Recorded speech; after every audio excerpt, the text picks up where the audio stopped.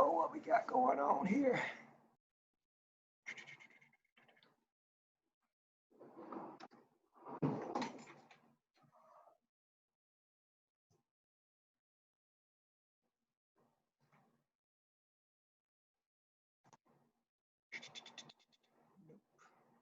Perhaps there is black on black crime instead of just getting upset with each other because we're doing things. But anyway, that's why I wanted to be a part of that conversation, because I think that we need to dig a little deeper. Okay, next we will go with Mrs. Pelt. Good afternoon. Am I good? Good, you good. Good afternoon. I am Marche Madison Pelt. I am an educator. I've been in the field of education for about 23 to 24 years. I started at Stillman College getting my undergraduate degree, and I worked in quite a few of diverse systems, from rural areas to transit school system to suburban, as well as urban school districts. And currently I am assistant principal at Central High School. I have been in elementary principal for about 12 years. And so this is my first round with secondary. And I like elementary because I believe that that's the foundation, that if you get it into the hearts of kids while they're young, you can pretty much change their mindset as they grow older. So I'm an elementary person. I love it. I decided to, I guess, get on because I inboxed Dr. Linebarger and just asked him what was going on. And then I'm seeing the topic black on black crime. And I said, well, maybe you need to hear from an educator's point of view, because you have teachers and you have educators that are dealing with the students and dealing with various activities and experiences. So maybe you need to hear from an educator perspective. And then he said, cool, you're it. And so I am here to just share my experiences, as well as whatever knowledge I have concerning the topic. I will start off by saying I do disagree with the term black on black crime. So that's going to be my stance throughout this entire process. I disagree with that term. So I hold the rest of my remarks for later on. Thank you so much. Mr. Pelt? First of all, you should have had me first instead of Miss Pelt, but because that's just the man goes first, but that's gonna be neither here nor there. Well, my name is Rodney Pelt. I'm I hold many titles here in the city of Tuscaloosa, but one title I hold near and dear to my heart is CEO of Mind Change Incorporated, which is a mentoring and community advocacy nonprofit here in the city of Tuscaloosa. And our basis of what we do is work with behavior modification and mindset change and development when it comes to our youth, so they can learn to make better choices and wiser decisions as they matriculate through life. The reason why I want to get on, because I love the topic black on black crime. I have a lot of different stances. My stance on black crime has evolved over the last year or so. So I'll be glad to share, love to share what questions and stuff, share the things I have for that topic. So I'm glad to be here tonight. Thank you, Brother Pelt. All right, Brother Desmond Thomas. Hey everybody, my name is Desmond Thomas. Currently right now I'm a senior at Jacksonville State University studying finance. I kind of wanted to join this just to give a college students perspective on it, and also just learn. I kind of watched the past 2 nights and definitely took in a lot of things, but I kind of wanted to get my stance and kind of how me and some of my peers think around my age group and some of the conversations that we share. And so I thought that would be a great help to just kind of get. Thank you, Brother Thomas. Next, we got Brother Bobby Phillips. Yes, hello, panel members. My name is Dr. Bobby Phillips, and I'm an assistant principal in the Birmingham area. I've been in education for about 15 years now. I've been in the Birmingham area for about 20. I come from 2 different worlds, I would say. One, I'm from a small place called Union Springs, Alabama. You know, black on black crime occurred maybe once every 5 to 10 years in the county. You know, that's something growing up in a rural area that I wasn't just accustomed to. And so when I moved to Birmingham to start college at Miles and, you know, started my matriculation, you know, that's when I started being aware of, you know, the number of violence between Black men or just with the Black population in general. And with looking at the data or being a data-driven person, everything is always linked to poverty. Everything is always linked to education and so many other factors. And I look at myself as a person from poverty. My poverty level growing up in Union Spring was different from someone maybe in a Birmingham area. And I look at if we both come from the same circumstances, why is it that I move or shifted differently in the opposite direction versus someone else from the same background as me? So what I plan to do in joining this panel, offer, you know, like the educational insight, some things that I can do to help, you know, curve, you know, this needle or this trend in regards to Black on Black crime, because, you know, it's affecting our youth. You know, I have 2 boys, one out of high school, one that's a 7-year-old, and, you know, I worry about them, you know, because no matter how we prepare the growth and the development of our kids, we can never prepare them enough as to what they're going to face with. So that's my insight as to join. And glad to be here. All right, thank you, Brother Phillips. Before we continue, guys, I just want to make sure everybody remember, if you have a question, make sure you raise your hand. When I say raise your hand, it's like a little icon where you push the reaction and you raise your hand so you can chime in. If the moderator asks a question that you want to jump in on, we'll make sure the moderator recognizes you so you can answer the question. Already out there in Facebook land is helping us a little bit. Brother Thomas and Brother Phillips, there's kind of some static or echoing. I'm not sure if you're in a good location, but we'll pay attention to it. But one thing they're saying, they cannot hear you clearly. So just be mindful of that, guys, okay? Brother Moderator, I'm going to introduce you at this time. Yes, I am Derek Lowe. I am a veteran educator. I have a passion for working with young people. When you look at what is going on in our world, it is sad because you see a lot of despair. We have an incredible amount of young people who are talented, who are smart, who are gifted, and are Black.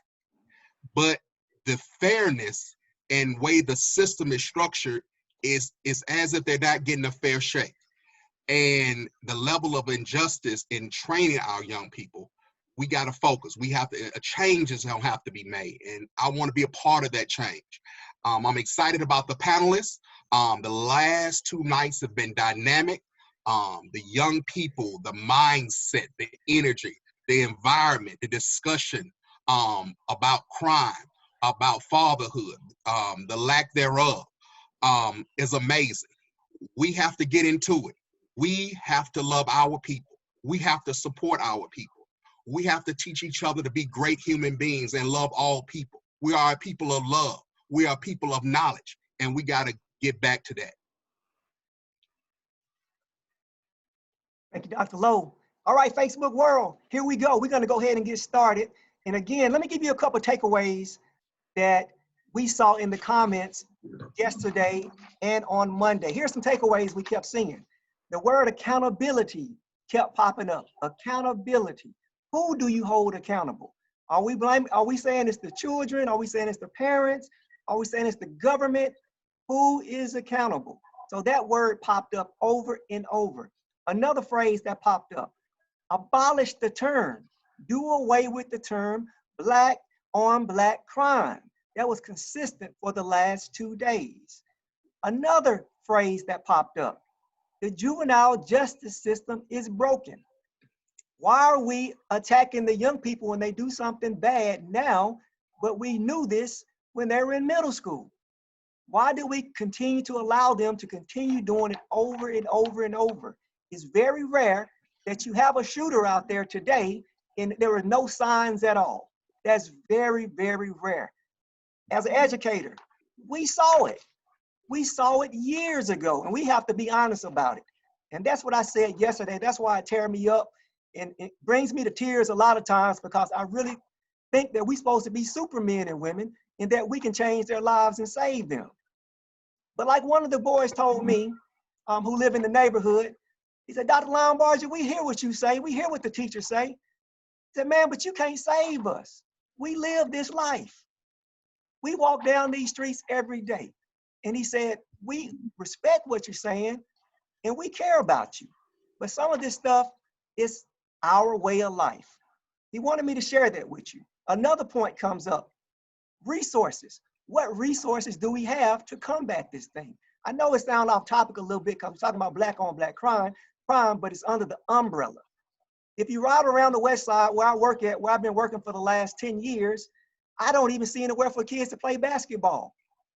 There used to be a place right over there by the church to my left. They removed the basketball goals. How in the world do we expect these boys and girls to be successful? They don't even have any outlets. Think about that for a second. The last big one was economics. And I think Brother Gardner talked about this a little bit yesterday. The economic system for our youth, for many of our people, is broken. You want people to go out and be successful and be good adults and things like that. But if they cannot even afford adequate housing, I mean, what do you really want them to do? If they do not have adequate education and opportunities, what do we want them to do? I want to lead by example. I would be a different man today if I was not blessed with a good job. I'm being honest with you, Facebook. If I made $5.25 an hour, I would be a different man. You would be looking at me different. You would judge me different. Because my mind, I would be different. And that's just a fact. If I was not blessed with an education, I would view things differently. So we have to be honest and think about those things. So as we get ready to get started, guys, let me read something to you. Brother Hodges, he was one of the panelists from last night. We had some excellent panelists last night, the adults and the young people. It was totally amazing. Early this morning, I think at 7 o'clock this morning, one of the young panelists, he contacted me and we were talking. He wanted me, I'm gonna share a message that he told me. He didn't tell me I can tell you all this, but it was profound to me and I think I need to share it with you. He said, thank you for allowing me to participate. Believe it or not, many young adults and children will speak if people care enough to give them a chance. The only reason people saw the young people on the panel and myself so amazing last night is because the youth isn't listened to at all. We all are great young men, but if more youth were given a chance, including the ones who have committed crimes, dropped out, or don't see the importance of speaking to many adults, they would have a better mindset. He said, basically, they do not feel valued in so many words. They're not given the opportunity to speak, and that we as adults are not listening to them, and we're making decisions for them, but we do not have our ears open. Thank you, Brother Hodges. So we're gonna jump right into it. We're gonna start off with the youngest person, so we're gonna give him a few minutes very quickly. Brother Thomas, are you ready? Yes, sir. So Brother Thomas is gonna be talking from a college student point of view, and he probably still can remember high school, so he's gonna share his perspective with us. Here we go. Let's jump right into it, Brother Thomas. Tell me this. You see on social media and the news, police officers killing Black males. I don't know whether it's a problem or not a problem, but what do you think as a young Black male? What's your thoughts about police officers killing Black males? Okay, so for me, I definitely think that it is a problem. And the reason being for that is because if you do your research, a lot of people will say, you know, oh, white people are killed more white people are killed by police officers, but statistically speaking, by percentage, Black people are killed more, and more so that being Black men. I think that it's a problem because whenever a white person is killed, it's more so that they've done something wrong, and that's a direct reaction from them committing a crime. But for Black people, it can be a simple traffic stop. It can be a simple just wellness call. It can be anything where a Black man fears for his life, and it's been seen that he's been killed, and there's been nothing done because of that. So I definitely think that it's a problem because, you know, it is a fact that many races are killed by police officers, but it's the lack of justice and the lack of action that comes behind a Black man being killed for whatever reason that makes it a very big problem. So I definitely think that it's a problem in our Black community because there is no consequence coming behind, no just consequence coming behind a Black man being killed for whatever reason. Excellent, excellent. All right, you ready to continue? Okay. As a young Black male, but how do you feel like when you leave outside and you go to school? Are you in fear that a police officer is going to kill you? Let me ask you. Let me give you some substance to this. So I've been having conversations with my white brothers and sisters, some friends of mine, associates of mine, and they told me that that's a myth. They said that I'm delusional to feel that a police officer is going to do something to me. They said, Doc, look at the numbers. The numbers do not add up. So what would you say to them as a response to that? I would say, first of all, they probably would never understand, you know, because, you know, they are white and they don't understand the fear that a Black man feels walking out the house. For me personally, me and my father talk about this all the time. Our main goal every day is to make it home, you know? And so for me, it is a fear because whenever I do, I'm driving or I'm out somewhere with some friends or I'm handling some business, you know, and I see a police officer, that initial thought is not, oh, they're there to protect and serve, is, am I together? Do I have everything together to where I can give them an excuse to come to approach me for any reason? And that shouldn't be the case. So I definitely think that for me, it is a sense of fear, but it's also a big sense of caution. Because for me, like for other people, white people in general, you know, they don't walk around and be like, okay, let me make sure I got everything together. Let me make sure I look a certain way whenever they see a police officer, or if they're driving, let me make sure that I have nothing in the car, anything that can be seized, anything. They just go about their lives. But for me and my people and us, you know, we definitely have to make sure that we take that caution to ensure that we don't give a police officer any reason to approach us. Because when they approach us, that's when they have the power and the leeway to do whatever they will and please with us. So I definitely feel like it's a fear and more so a caution in a way, because if we give them that excuse, any reason, then it can go any way. Okay. All right, we're going to keep on going, Brother Thomas. So when you hear the term Black on Black crime, what comes to mind? Oh, okay, so for me, I don't really feel like Black on Black crime is necessarily a thing, only because when you talk about white people who kill white people, nobody says white on white crime. Whenever you talk about Black people who kill white people, white or vice versa, it's never coined that term ever. It's, oh, this white person killed this person for this specific reason. You know what I'm saying? But whenever Black people kill Black people, and it's an argument to maybe what you call Black Lives Matter, or, you know, any argument against Black people, they're gonna coin it Black on Black crime to give their statement some validity. So I feel like it's a term that was created to take away from the original concept or the original conversation that was going on, because it's never coined as a term in any other instance except when Black people kill Black people. And Black people don't simply kill Black people 9 times out of 10 because they're simply Black. They kill them for a specific reason, which doesn't make it right, but I don't think that you can call it Black on Black crime simply because it's not coined in any other situation at all, just simply whenever it's a counter argument. Okay. Thank you, Brother Thomas. If your audio is working, we got one more question for you, okay? Yes, sir, I can hear you. Can you guys hear me? Now we can. Awesome. Let's have an honest conversation. Of course, since we all are sitting still because of COVID-19, right? So we all are at home, we're seeing the TV, we see the news. We see, unfortunately, our young people who look like us who are killing. I had the conversation with one of my other friends, and they said, you don't see killing like that on the other side of town. They're saying in higher social economic status, they say it's very rare that you see it, but they say it's not common. what can we do about the shootings that we see in our community? Is it even a problem? I think that is definitely a problem. And you know, it kind of disheartens me a lot because in a time when we're facing two pandemics, you know, one being coronavirus and the other being racism, you know, you really would think that we should band together, you know, that we would band together, that we would come together. But you know, with any movement, anything, you're gonna have those people who kind of stray away.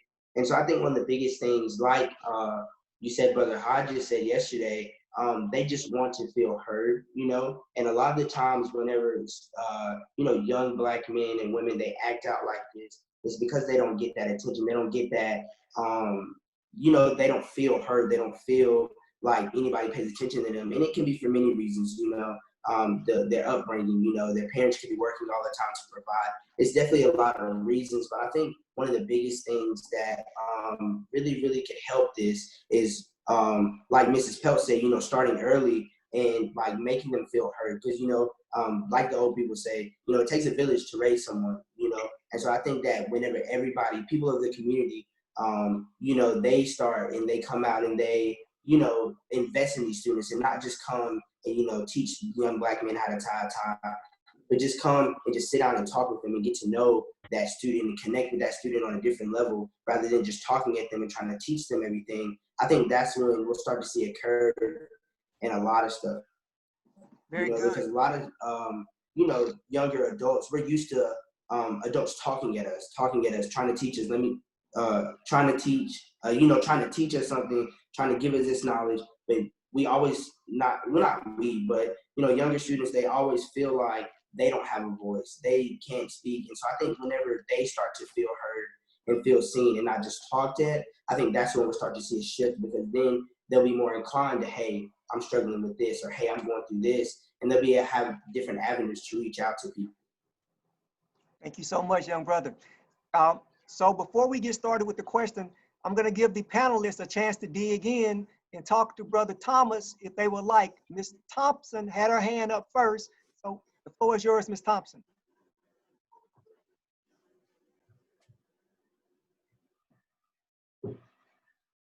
Or if I've got to unmute myself. Okay, I did. One of the things that, can you hear me? Yes. Okay, good.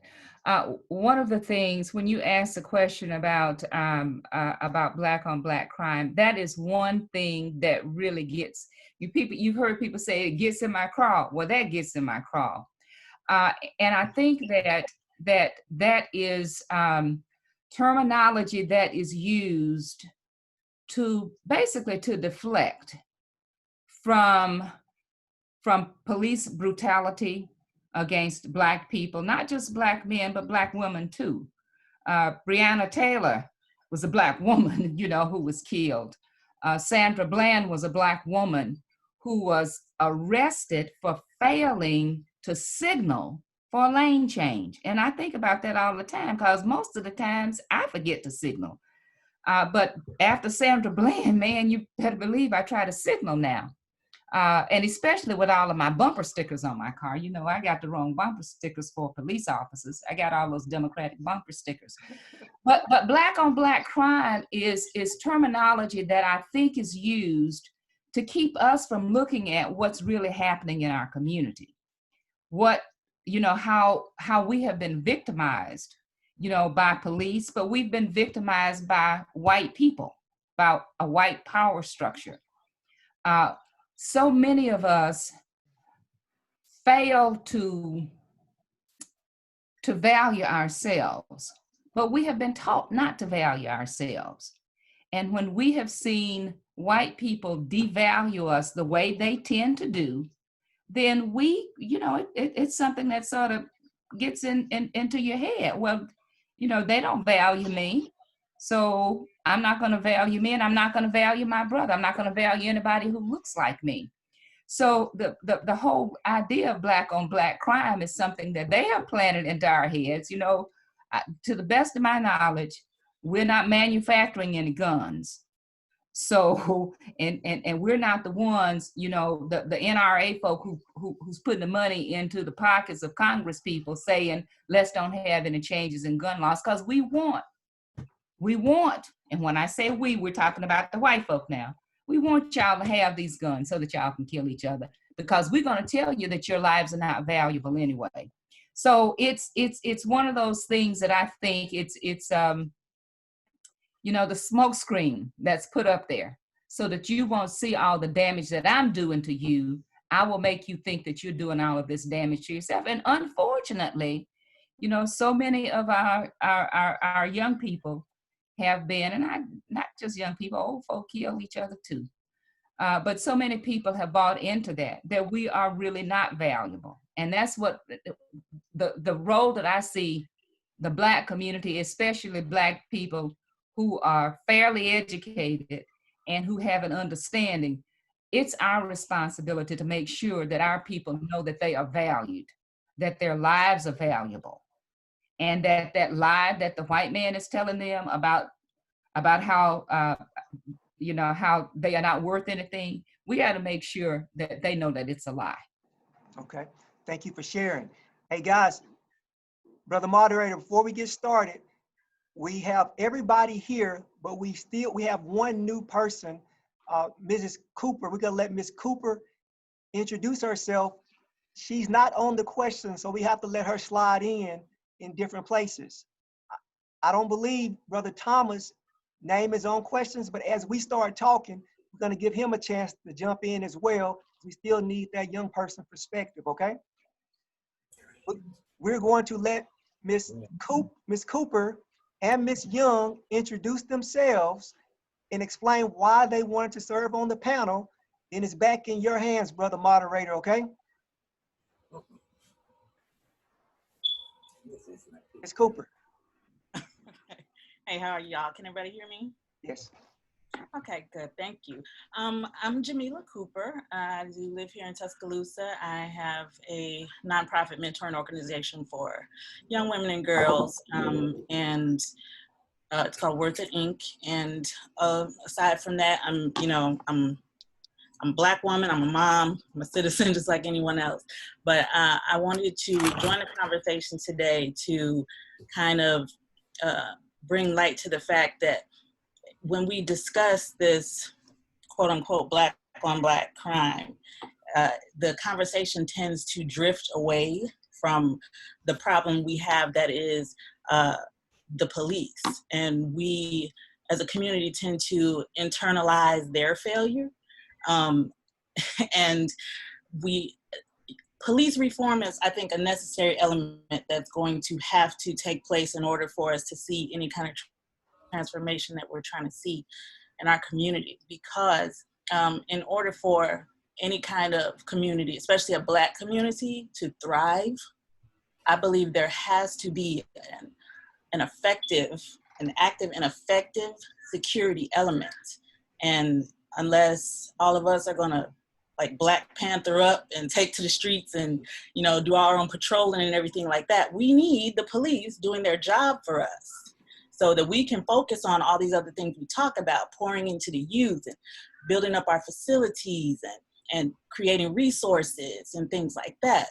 But the police, if they're failing to do their job, if they're playing catch and release with our young people, picking them up and then throwing them right back into the situations where they were with no kind of system of rehabilitation, killing people that don't need to die, you know, things like that, then we're too busy worried about that to do what we need to get done for ourselves and for our kids and for our future. So we have to not let the police off the hook. And I think that's what I wanted to be a part of the discussion to highlight. Okay, thank you. We're going to Ms. Young. Introduce yourself, Ms. Young. Why did you want to serve on the panel? Good afternoon. You know, I consider myself a neighborhood advocate ever since I've been here in this community. I'm more interested because most of these young people that's committing these crimes and ones that has been victims as well as the perpetrators, I am much aware of who they are. I live in the community and have been for the last 26 years, and I live in close proximity to where most of these crimes have been committed. I am an accountant by profession. I am an entrepreneur. I operate EKJ Tax Service and have been for 20 years. I am a substitute teacher with the Tuscaloosa City School System, preferably in my grade levels of 6 through 12. I'm more than interested because I have always, like I say, been an advocate, interested in knowing the plight of these children on the West Side ever since I've been in this home. You know, at one point back in 95, I actually take it out. Excuse me. I actually started a nonprofit organization called Job Moms, making opportunity meaningful, trying to work with young people between ages of 16 and 18 to try to get them off the street. At that time, had just had a car accident, and I actually was on crutches. And I actually walked the streets of Tuscaloosa, a hop, as you would say. And within a 30-day period, I had over 150 young people on a job. When you say take a village to raise a child, I needed that village at the time. So I didn't give up, I gave out. So I'm more than interested to hear what other people in this community is interested about our kids. I'm glad to be on this panel because I don't hear much from other people. Mm-hmm. And thank you for inviting me. And I'm sorry I was late. I couldn't get in.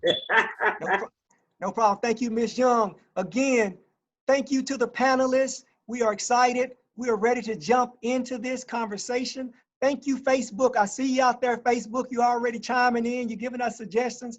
Thank you so much. Facebook, they said they love Brother Thomas. They love Brother Thomas. So they said you're doing an excellent job, Brother Thomas. So you are famous. You are a superstar tonight. But let me go ahead and introduce you to the one and only Dr. Lowe, our moderator for this evening. Dr. Lowe. Thank you, Champion Principal. We have a dynamic panel. We have a dynamic session planned for you tonight. So let's get at it. I was listening to Trey Songz and his song, 2020 Riots. And the lyrics caught me. The theme of his song caught me. It said, how many times mothers have to cry and continue to cry? How many times brothers and sisters will have to die? He sets up the narrative that how many times are we going to have to deal with it? Monday night, we set the tone and we defined and unpacked Black on Black crime, the essence of Black Lives Matter. Second night, we looked at the culture. We looked at the beliefs, the practices, how we can get deep into this. And tonight, I want to look at the emotional appeal. Our young person, Desmond, gave us a great breakdown of lack of justice, crime, despair, the village concept. We're not working together. We have to stay focused. We have to make a difference. This is our community. Relationships matter. The President of the United States, I won't call his name, gave an interview with Fox News yesterday, and they asked him, why do so many African Americans have to go through the pain and the suffering and injustice and being killed? The president got unnerved. White people die? He didn't really have an issue, but saying that white people die. So what? The Confederate flag is just an expression of your First Amendment rights. So tonight, we got to deal with it. First question goes to Reverend Garner and Brother Tucker. I think it's Brother Tucker out there. I think I see him online. Brother Tucker, are you ready? Brother Tucker, unmute your mic. He might be having some technical difficulties. He'll jump in because I know him. Reverend Garner, first question. Can you please explain the term or phrase Black on Black crime and its origin? So the origin terms and labels have a way of evolving over time. So the origin is questionable. I don't think any scholar or criminologist, sociologist there will be a consensus upon those professionals about its origins. The term itself is, as has been so eloquently stated by Attorney Thompson, Ms. Pelt earlier, Desmond, and panelists from yesterday and the day before, is a deflection. What I would rather deal with is how these issues work as it matters to race. So abortion, for instance, is also another deflection that white supremacists use to avoid tackling or addressing the issues that affect African American communities the most. So the reality is that in these instances, whether it's crime in African American communities or young African American women that may have abortion, the truth of the matter is, if there was access to healthcare and economics, both of those realities will be drastically reduced. However, when we talk about reducing these things, that's a matter of spending money. That's a matter of investing in the community. And in America, race and racism has always been a way of denying people, Black people, access to economic wealth and wealth transfer. Race is very powerful. And so many people, I think, fail to understand the nuances of race. I am of the persuasion that Black people in this country historically cannot be racist. Okay, we have biases, we discriminate, yes we do. But racism in this country by definition means a bias plus the ability to prevent people from gaining access and advantage. That's what it's about. African Americans in this country has never had the systems and the structures to prevent a whole people from access. If a Black person likes a white person, they just don't like them.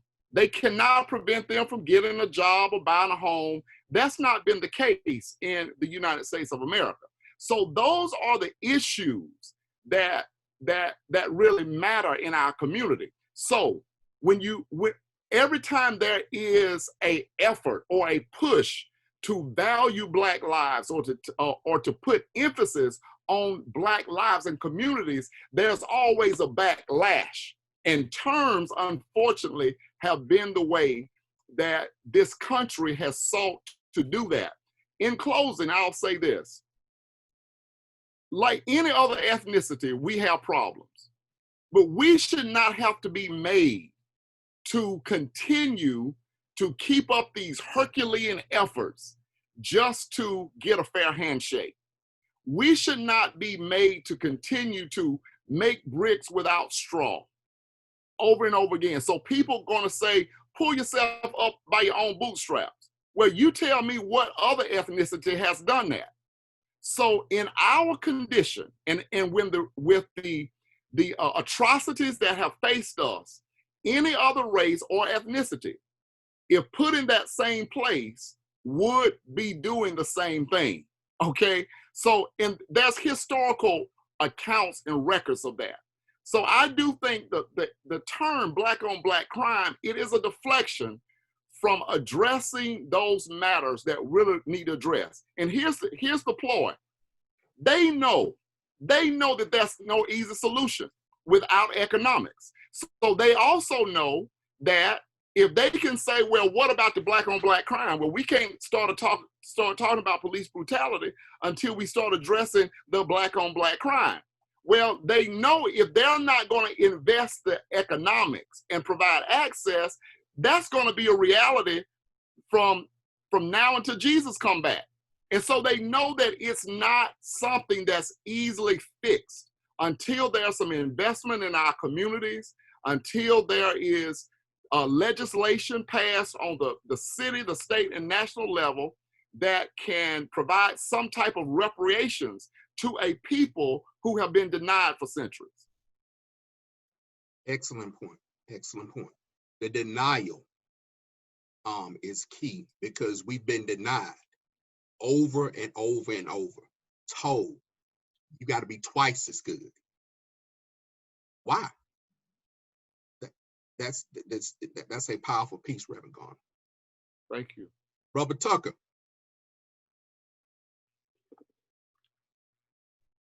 Okay, let's look at question 2. Question 2 is for Mrs. Pelt. In looking at continuing Black on Black crime, the phrase itself, should parents be held accountable when their children go astray or commit a crime? There should be accountability factor with children, with parents, if their children mess up? Ooh. Wow. Yes, sir. In looking at continuing Black on Wow. Black, the phrase itself. That as a mother of 5 boys, I would definitely say yes.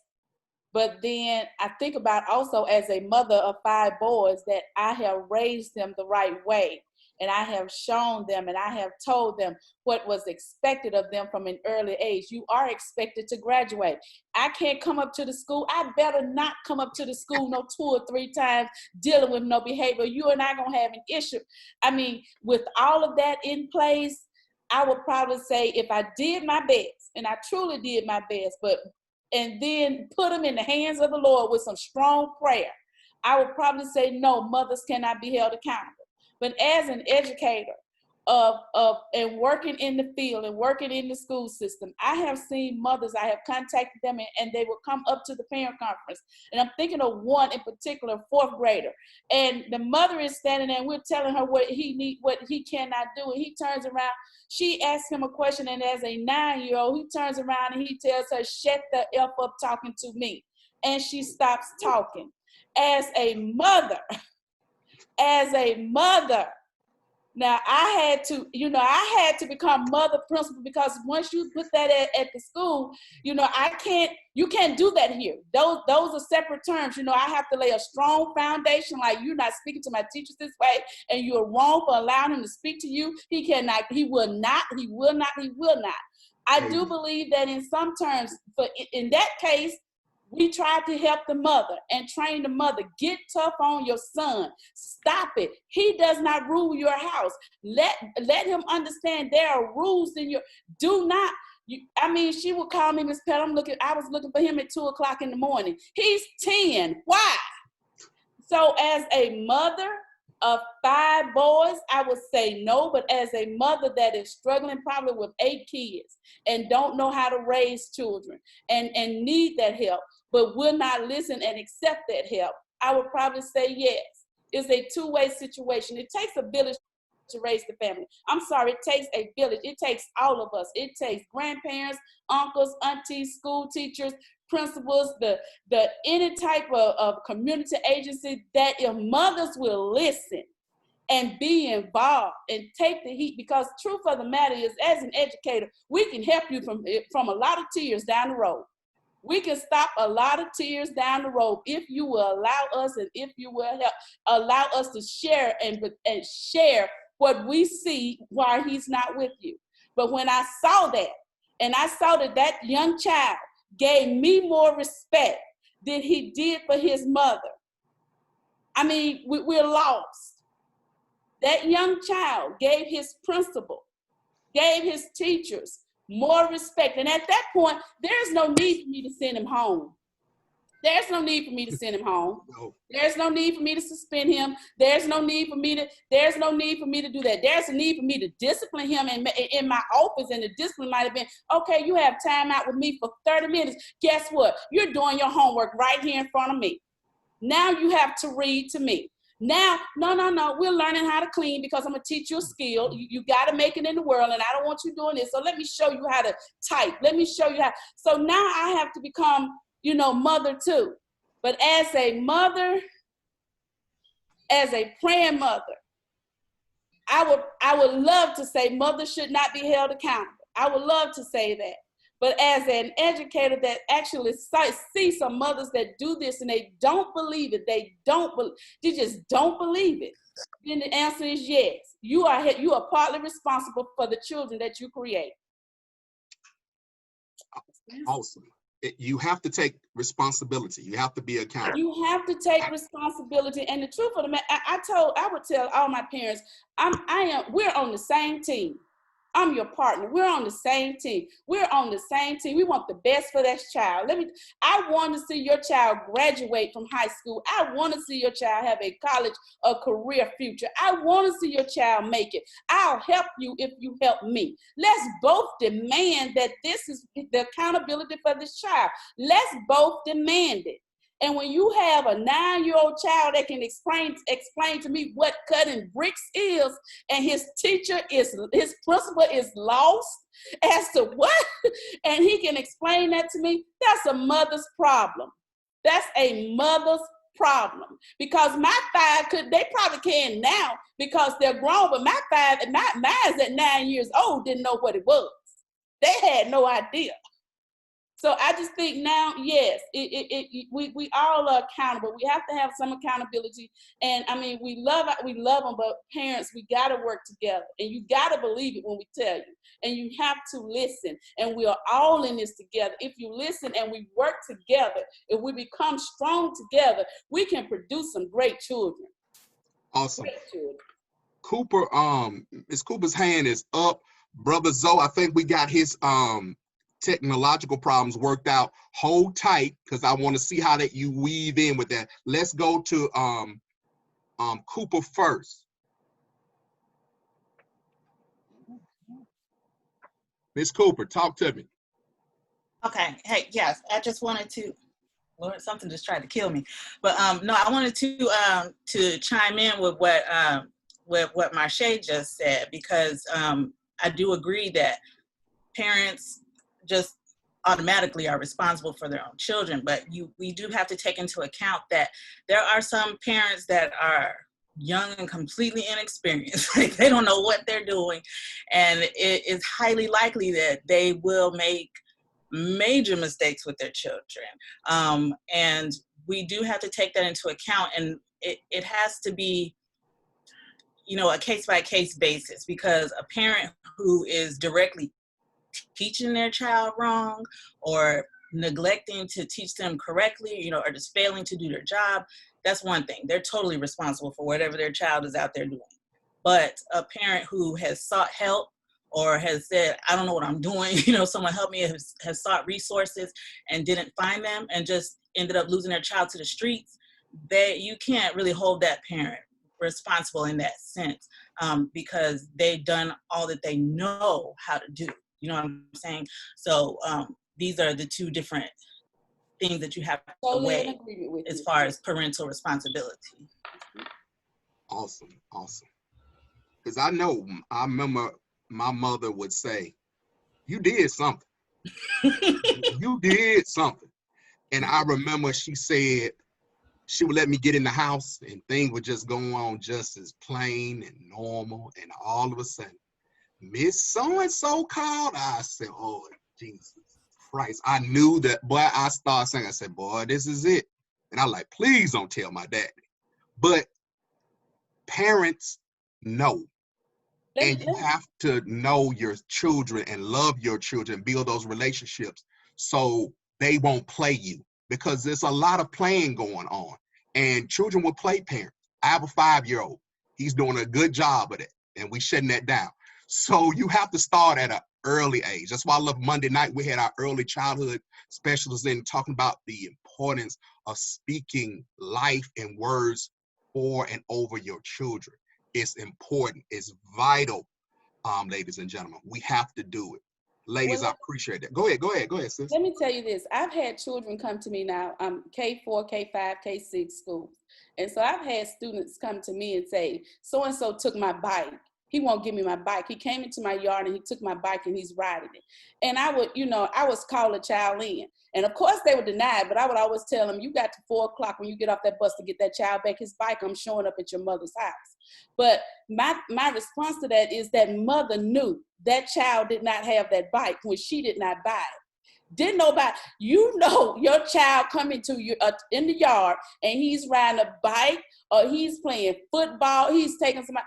You as a mother, it is your responsibility to say, I did not purchase that for you. Although you want it, it's not yours. You would not bring anything into my house that has been stolen.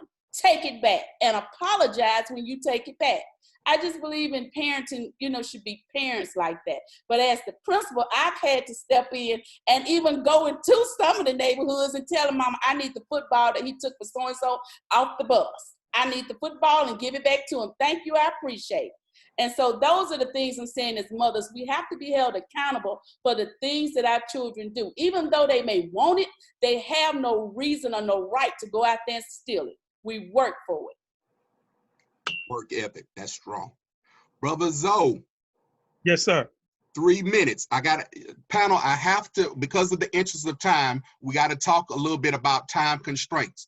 I know when you start flowing, I'm going to let you, do what you do, but I may, have to limit you just a little bit because I think we have, a good hour left, but we're going to enjoy this conversation and we're going to make it do what it do. So, Brother Zoe, come on in. Give me about 2 to 3 minutes.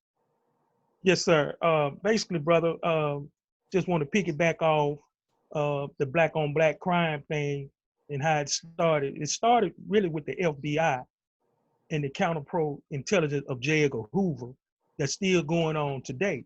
And the media took it and spread it across the world through movies, colors, menace to society. And so when others come in our community, they looking at us as a criminal intent. You see, they looking at us as criminals. And so it's a phrase and it was coined by the FBI. And words matter. They know words matter. And so if you put us all in a box like that, you're really saying that the black community itself is criminal. That's why they could handle us the way they do when you're talking about the police department. Right here in Tuscaloosa, when the sister was handled real rough because she did a hit and run. The officer talked to her real rough. He talked to her very criminal in a sense. And so when you look at that, and you look at their thinking, when they look at us, that's how they approach us. You see, whether it's a misdemeanor arrest or a felony arrest, they looking at us as criminals first before anything else. And I'm not saying all police is like that. I'm friends with a lot of police officers, okay? And I'm not trying to throw shade on the police officers, but there are some that look at us and approach us that way. And the thing is that we have to change towards each other first, how we address each other, you see. So that's my take on it for right now. Thank you.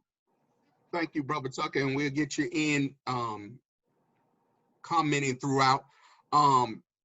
Young, Miss Ernestine Young, and then Attorney Thompson have questions. 2 minutes, please, if we can. Miss Young? Brother Moderator. Yes, sir. Well, I thought they wanted to respond to the question about mothers having responsibility.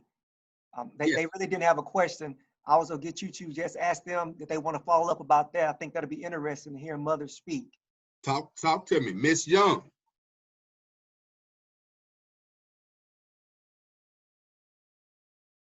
Miss Young, did you want to respond? Can you hear me? Yes, ma'am. Okay, I had it on mute. Oh, sure. I can believe some of the things that Ms. Pell said.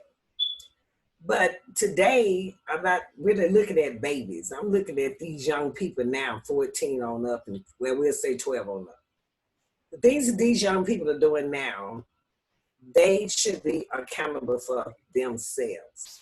These young people are human beings with sense that know what they're doing. They know right from wrong.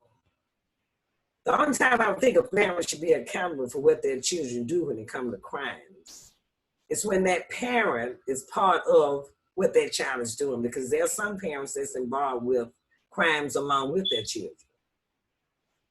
Different states have different laws for accountability for parents. I don't know the law in Alabama. Maybe Ms. Thompson can dwell on that. But I don't like to have an excuse for why these children are doing what they're doing, because it's working with some of these children, just like Ms. Pet work with every day. We're pretty familiar with most of them, if not all of them. And they know exactly what they're doing. So no, I think the children should be accountable for their own actions. It's just like if you tell them don't go where the fire is and the fire gonna burn, they go over there and they get burned, then they gotta learn the hard way. Some cases, some parents should be accountable, especially when you got a small kid, 1, 2 babies. Parents need to look after those children because they can't look after themselves. But these kids is walking around here that if they can handle a gun, then they can handle the crimes that they commit, the punishment. That's my take on it. And Sean, that's a powerful piece. If they can handle the gun, you can handle the time, or you can handle the issue. You know, it's about teaching responsibility. That's powerful. Attorney Thompson, yes, ma'am. Yes, this is a difficult one because I think that the community has a responsibility. I happen to have grown up in a period where every adult in my community in McKenzie courts in the 50s and 60s, but every adult in my neighborhood took responsibility for every child in my neighborhood. What I think that and we're pretty quick to blame and to say, well, it's the parents' fault. Sometimes the parents have not been taught.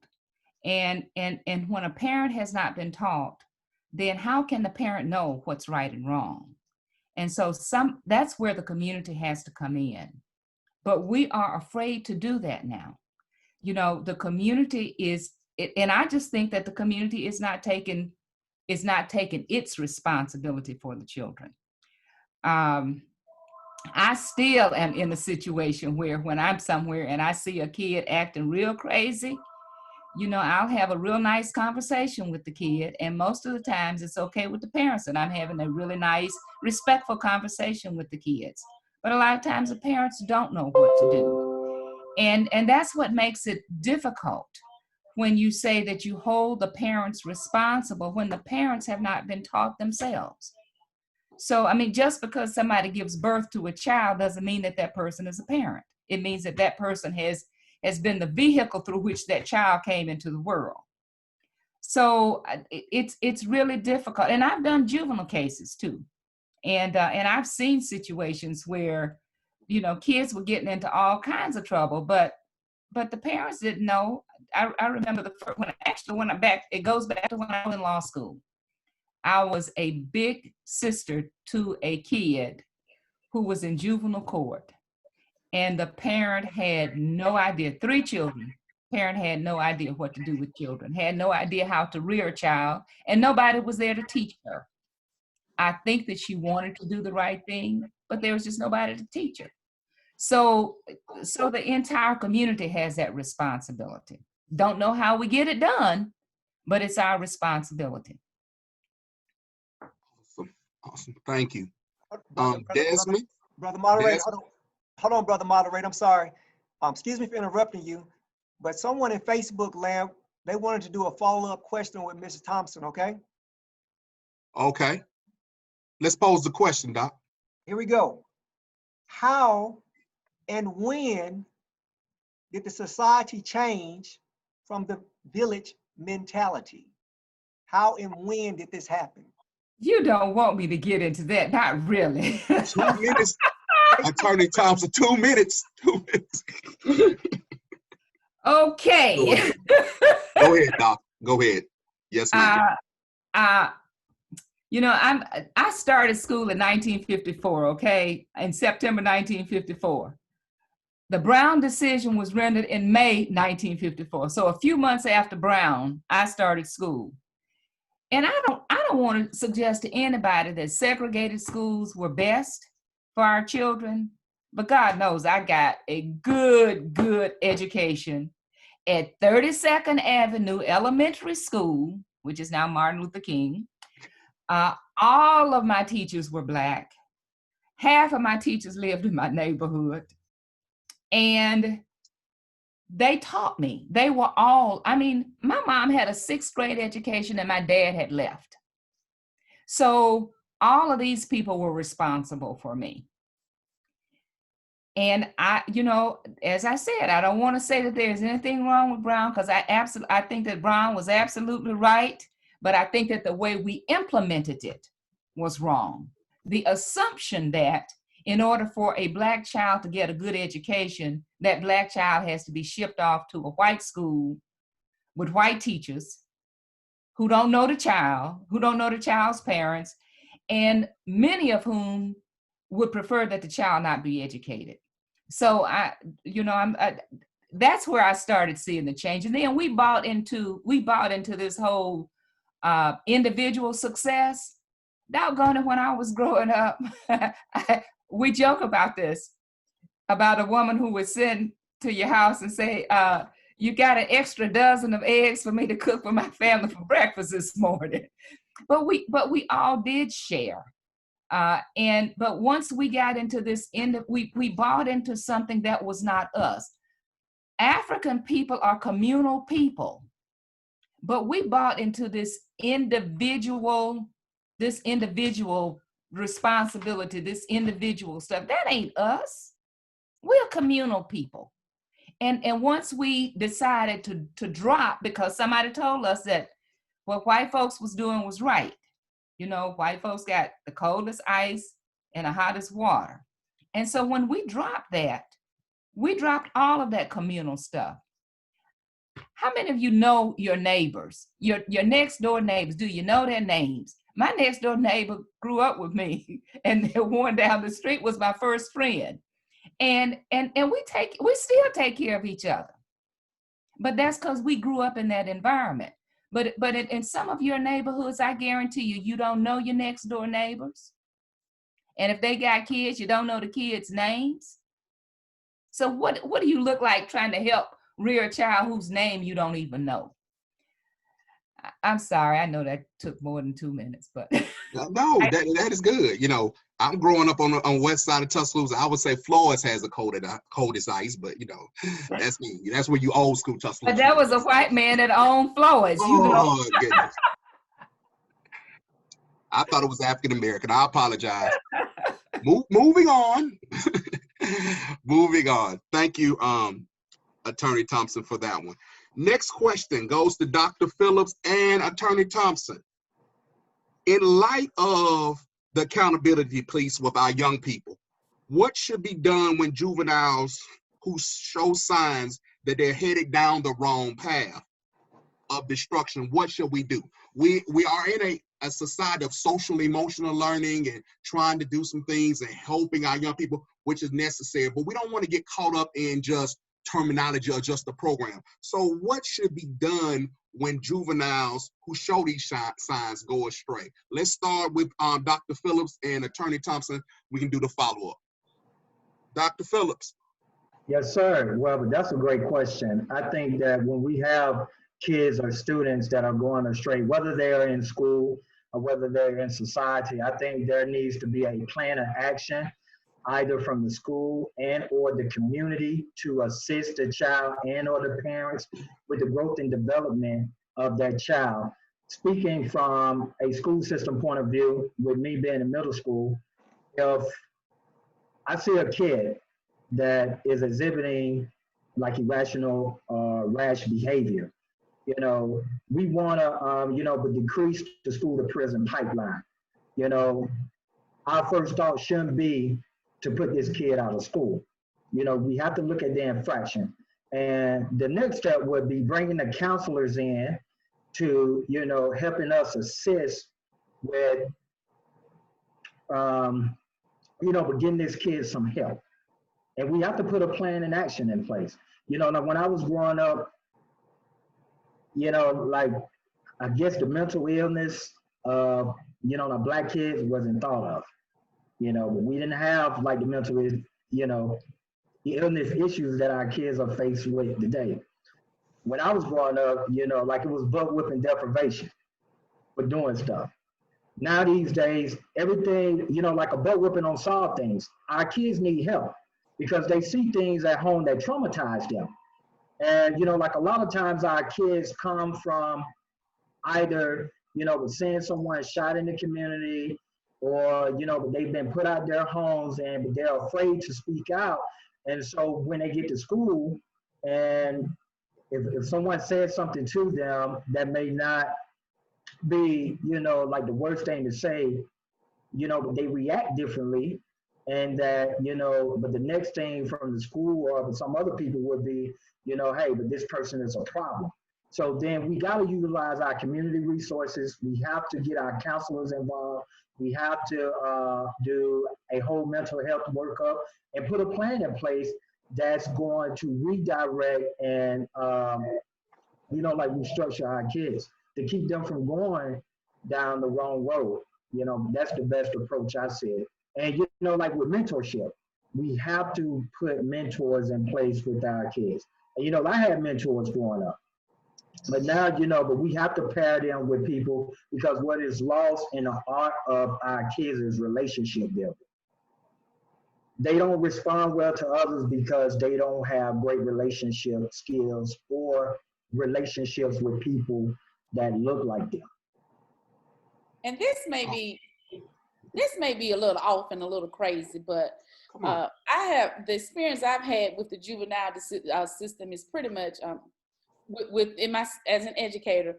It's almost like sometimes our students would do things because they were like, I can sleep there at night. I know I can eat at night. I know that I will have something.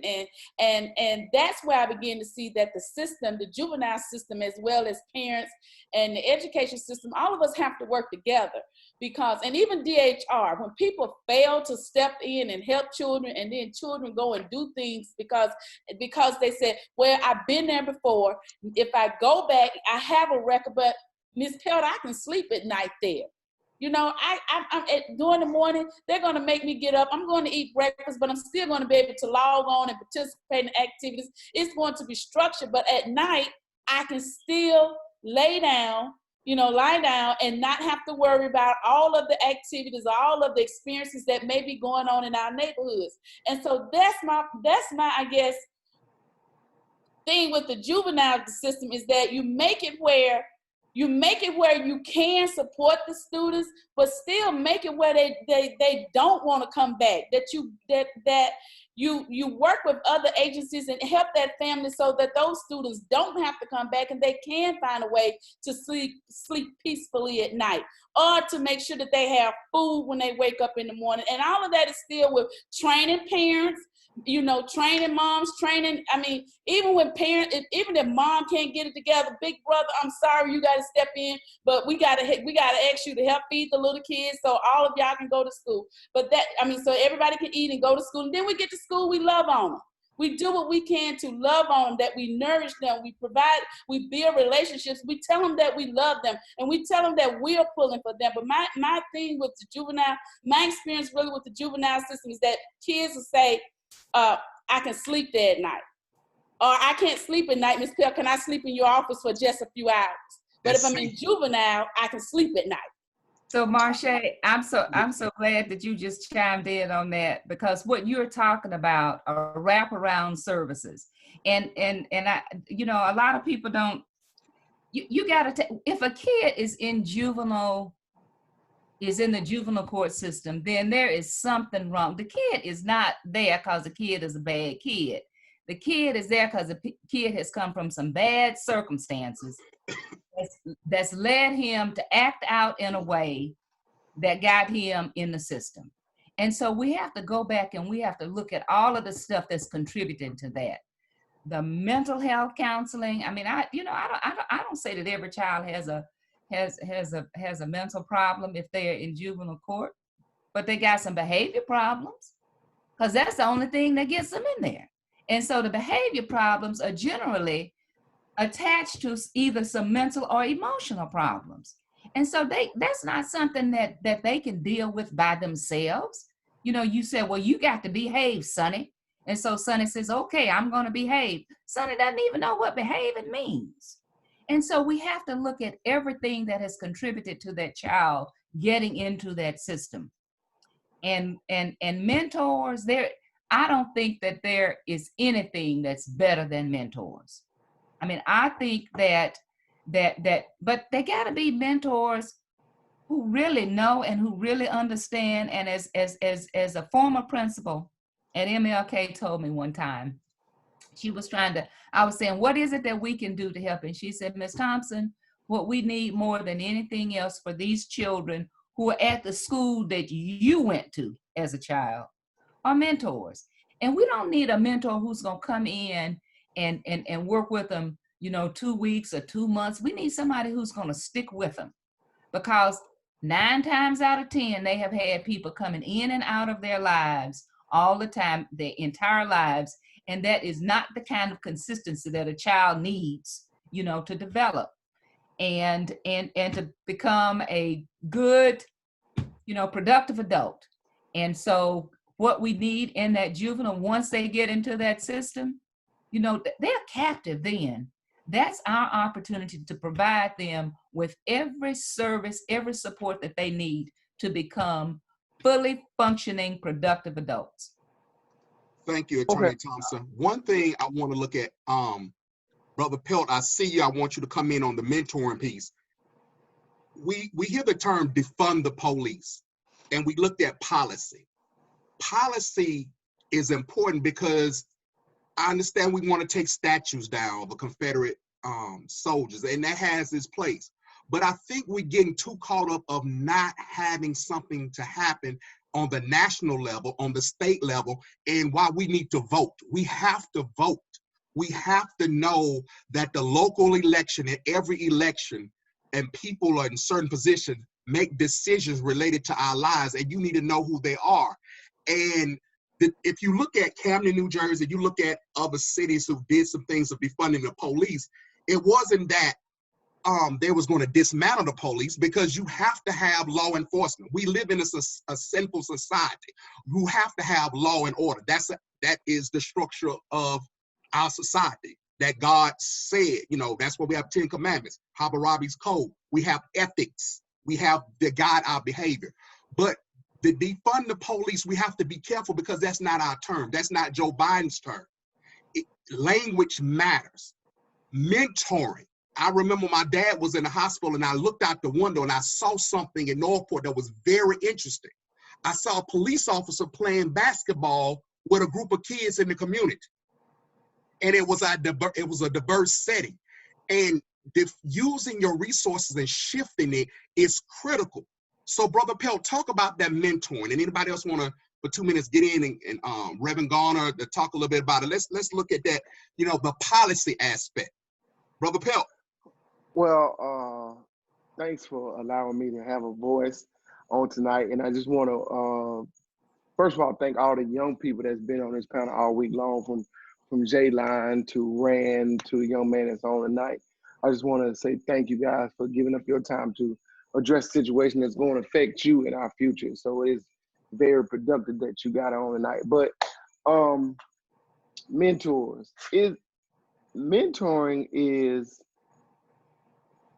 has always been a part of life. You're going to have good mentors.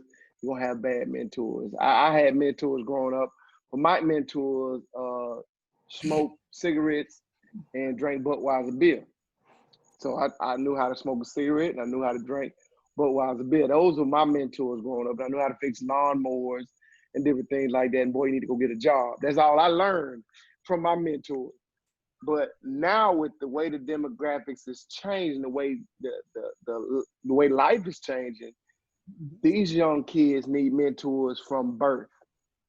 We have seen, I've been doing this probably almost 10 years. I started with Doc over at Westlawn, and we have seen that the young kids are making bad decisions younger and younger and younger in life. And to have somebody positive in their life can be extremely effective. But And it's critical that our children have some kind of mentor growing up. And it don't have to be a structured organization. It could be just a good uncle, a good dad, a good brother, a good cousin in their life.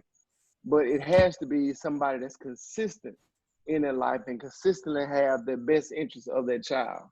Now, I would like to say this, just because a child has a mentor, don't mean that child is gonna turn out to be an exceptional kid. Me and Doc talk all the time of incidents that's happened right here in the city of Tuscaloosa, and we look and say, dang, that kid was in our program at Westlawn, or that kid was in our program at Central High School, or that kid was in our program at Central Elementary. So mentors can be a good thing, but just because you got a mentor don't mean you're gonna be successful in life.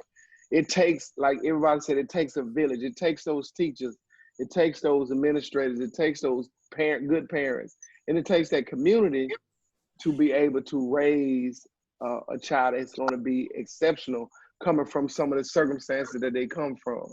So yeah, I think mentoring is extremely important. But mentoring I don't know if I can say this, mentoring has really broken my heart. It has really given me a real life experiences that I never would have experienced, or never would have been a part of if I wouldn't have got into, I won't say the business, but got into the business of mentoring. So yeah, mentoring is needed in our youth today, but it can be heart-wrenching and heartbreaking at times. Do you think the time invested and when you see a disappointment is what it's interesting that you say that phrase like that. It's powerful, because you wouldn't think mentoring would be disappointing or problematic towards that. Is it I don't want to put words in your mouth, but does that capture it? Yeah, it's time vested is important. Now, any time that we put into a kid is very important, whether you spend a day with him, or a week with him, a minute with him. It's important because it only takes an hour that can change a kid's life. But when you invest a lot of time, years into a young person, and then that young person ends up dead on the side of the street because of gun violence that they initiated, or when you spend time with a kid and then you see that they carry guns in the third grade, and then their parents be like, well, what you want me to do about it? That's his gun. So yeah, it's heartbreaking and it's heart-wrenching, but it's also rewarding when you got a kid that you put time into and he graduates summa cum laude from a university, or the young lady that you mentor, she has a kid that wants to be in your program, and she's doing well and has a family and different things like that and doing good. So it's rewarding, but those few that you lose is really, really heartbreaking. And I asked myself today, did I do enough? Because we saw the picture, and I sent it Doc yesterday. We saw the picture of the young man that's being accused of shooting at the mall the other day.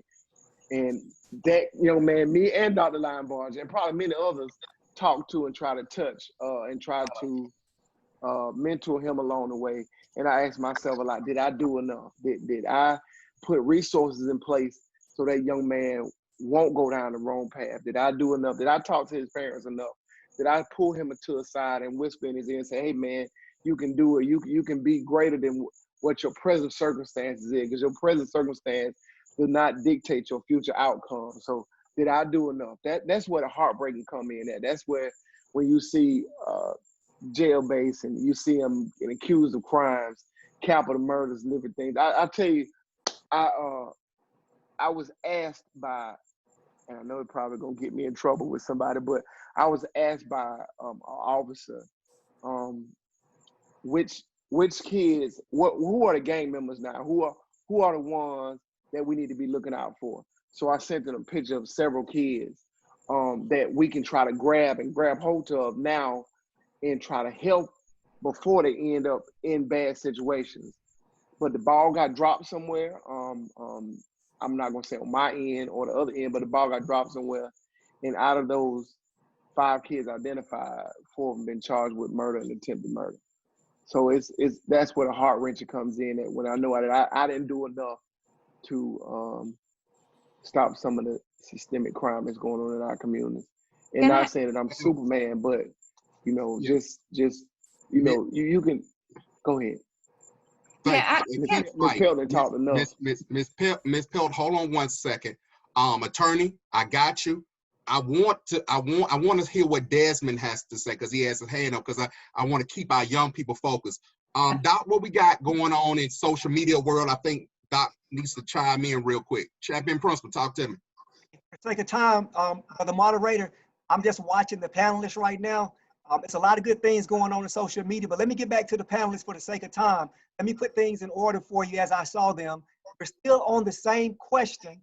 Go to Desmond, Cooper, Gardner, then Mrs. Pelt on that question. I think Ms. Thompson may want to jump in too. That's how I saw it in the order. So we can let them, we'll just be quiet and let them go ahead and respond, okay? Doc, give me that order again. Brother Desmond Thomas, Okay. Cooper, Brother Gardner. If I'm not mistaken, Mrs. Pelt had her hand up. Yes, she did. And Mrs. Thompson had her hand up, I believe also. And I think Ms. Young also, I think. Right. And also, I want y'all to keep in mind about sports and education, and can it help stop the shootings? I want y'all to keep that, because that's another question, but I want to condense that question as well for the interest of time. Keep that in mind in your responses. Let's get at it. Brother Thomas, Desmond, what you thinking? Yeah, so I definitely kind of wanted to echo on what Brother Pelt said, just because not only did he say that they needed a mentor, but that they needed quality time with their mentor. And I think one thing that a lot of people see, and like when they say that a child is a mentor, they just think that that is always just the mentor teaching them something, teaching them how to do this, putting them in places to do that. But one thing that, I was blessed with when I grew up with my mentor was that my mentor worked to understand me. Because I think whenever, you have a mentor and they understand you, then in turn, that in fact, creates another avenue to where that student can get away. That student can be heard, can be seen, and therefore he's more likely to reach out whenever, instead of doing something and falling victim to the same things that other people falling victim to, they can reach out to that mentor because they know that that mentor may understand them and possibly their situation. So I think that not only is it good to have a mentor who teaches you things and stuff, but that in that same mentor, you will want to make sure that, they understand that the mentee, I guess you could say, that they work to not only spend quality time teaching them things, but to understand that student so that they can then break through and have breakthroughs with them that go against what they're taught, go against what they learned from, their parents or from the street or where they grew up at, because that's the only way that, that's how it was presented to me. The way that people got through to me was that they sought to understand me, so that then we had conversations to where we broke down barriers within myself so that I could understand a lot more. I don't know if that really made sense, but it did. Yeah.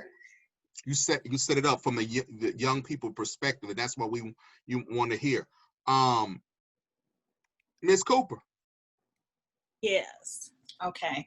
I wanted to point out that because of the disconnect that I think Ms. Thompson was speaking about, how we now have a lot of youth and adults who don't really know how to form these organic mentoring relationships with one another because for whatever reason, we live in an era where, I'm not gonna let nobody talk to my baby or, can nobody step in and take my place as a parent. So we do have a lot of adults that are hindering mentorship.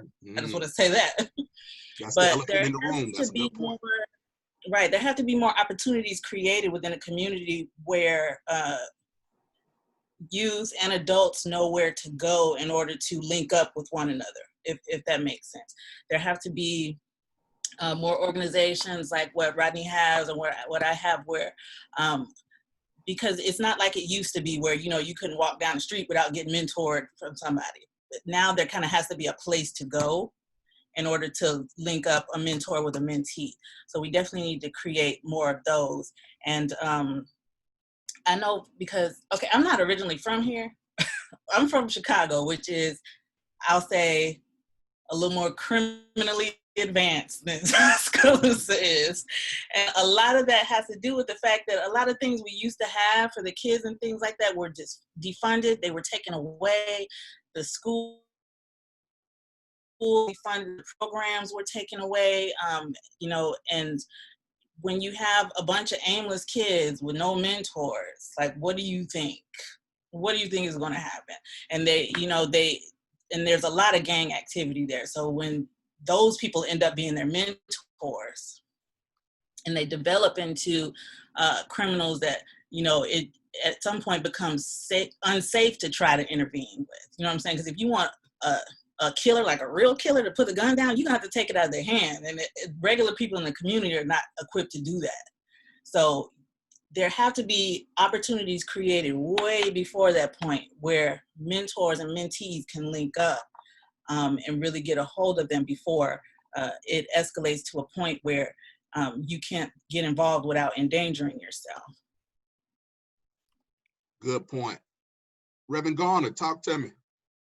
Yeah, so I think we were talking about defunding the police. Defunding the police will take a lot of imagination. Now, I want to say, and I think everyone may agree, that we need police. We need police officers. We need them. We appreciate them. I don't want to live in a world where there are no police. But what we mean when we talk about defunding the police is a reallocation of resources that will directly address the issues that we have as a community. Police officers are not nurses. They are not doctors. They are not educators. They are not social workers. That's what we need. So when we are funding the police and police activity, we are buying weapons and we're buying tanks.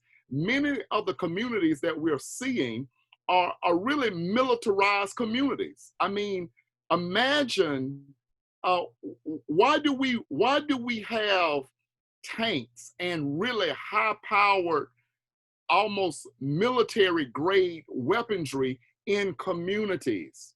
And then we wonder why we have a problem with violence. So this defunding is also going to take a lot of imagination. So I'm reminded of Angela Davis from Birmingham, revolutionary political thinker. Angela Davis advocates for a world without prisons. Now that's hard for us to imagine, but you know why? It's because we live in a world, but certainly a country, where everything has. So until we start to decentralize and until we start to decenter, and that means bringing other voices, ethnicity. That's why diversity is so important. So going back to Sue's comment about Black folks bought into the individualistic ideology of Western European philosophy. We bought into that. But Africans have been communal people. We've been corporate, but we bought into it. Now, what's so beautiful about this conversation, Dr. Lowe, is this is also a war or a fight over what words mean. So when we talk about defunding, that takes some imagination, and that takes bringing people to the table who have been exposed to ideologies, political concepts, whether it's Marxist or socialist or whatever it may be, to bring to that and bring the best out of these concepts. So defunding is going to take a lot of imaginations. But what happens is, if the people who are adversely affected by many of the practices in our community, when we buy into, well, no, that's crazy, defunding police, that's crazy. Well, not really, because police cannot solve the problems. Weapons and guns will not strike at the heart of the issues in our community. We need other programs, other professionals to do that. So if we invest in that, we will need less tanks, less guns. Okay, so that's my funding. A lot of imagination. bringing diverse voices to the table who've read, who are educated, who can imagine what they're doing in Sweden or other countries, right? And so not so influenced by the bloodthirstiness that's sometimes characteristic of European philosophy and ideology. Can I talk now? Yes, ma'am. Is it my time? Okay. See, one of the good things. One of the Yes, good you things. got 2 minutes, Doc. Okay. One of the Miss good Pelt, things. I'm coming. I see you. I think that was Miss Pelt. Get ready. One of the good things about letting other people go ahead and talk, even when you had something to say about something a long time ago, is that you get a chance to say something about what they just said too. This whole thing about defunding the police, that I was not going to talk about that, but one of the things that, and I agree with Tyshawn that it's sometimes words mean a heck of a lot more than anything else.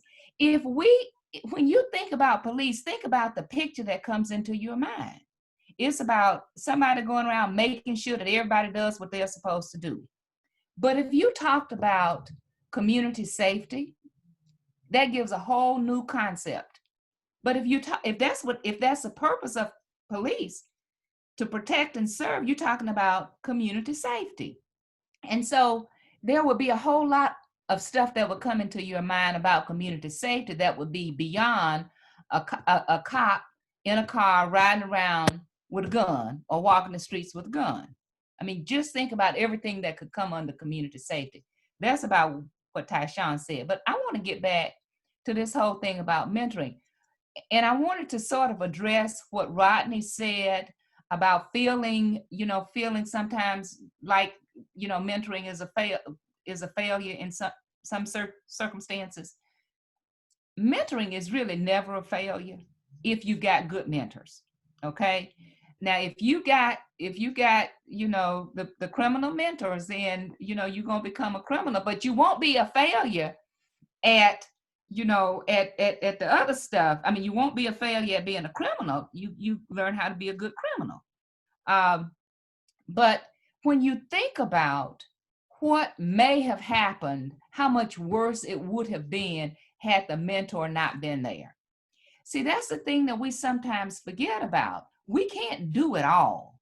Mentoring is just one piece of it.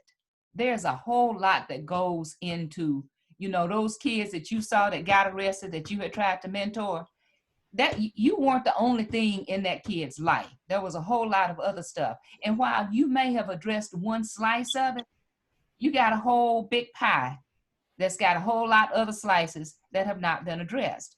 And so that's why, back to Marche, that earlier discussion about all of the kinds of things that kids need. There needs to be wraparound stuff for our kids. We need to find exactly what it is, all of the stuff that they need, and make sure that all of those needs are taken care of. I guarantee you our community would be a changed place if we did that. But we don't do that. We just go and we just try to do one little slice of it and think that that's going to solve it. Like people talk about this K-4 education. K-4 education is not going to solve it. That's just one piece of it.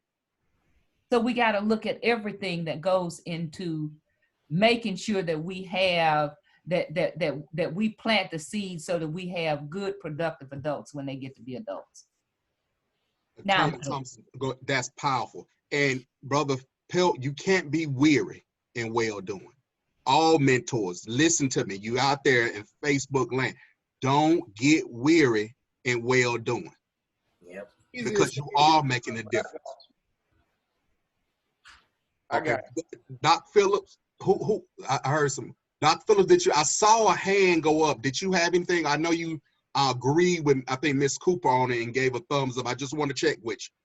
Well, no, like I was just, giving her kudos when she said that adults hinder relationships with mentors. And, how you have some parents saying that, hey, I don't want you to say anything to my kids.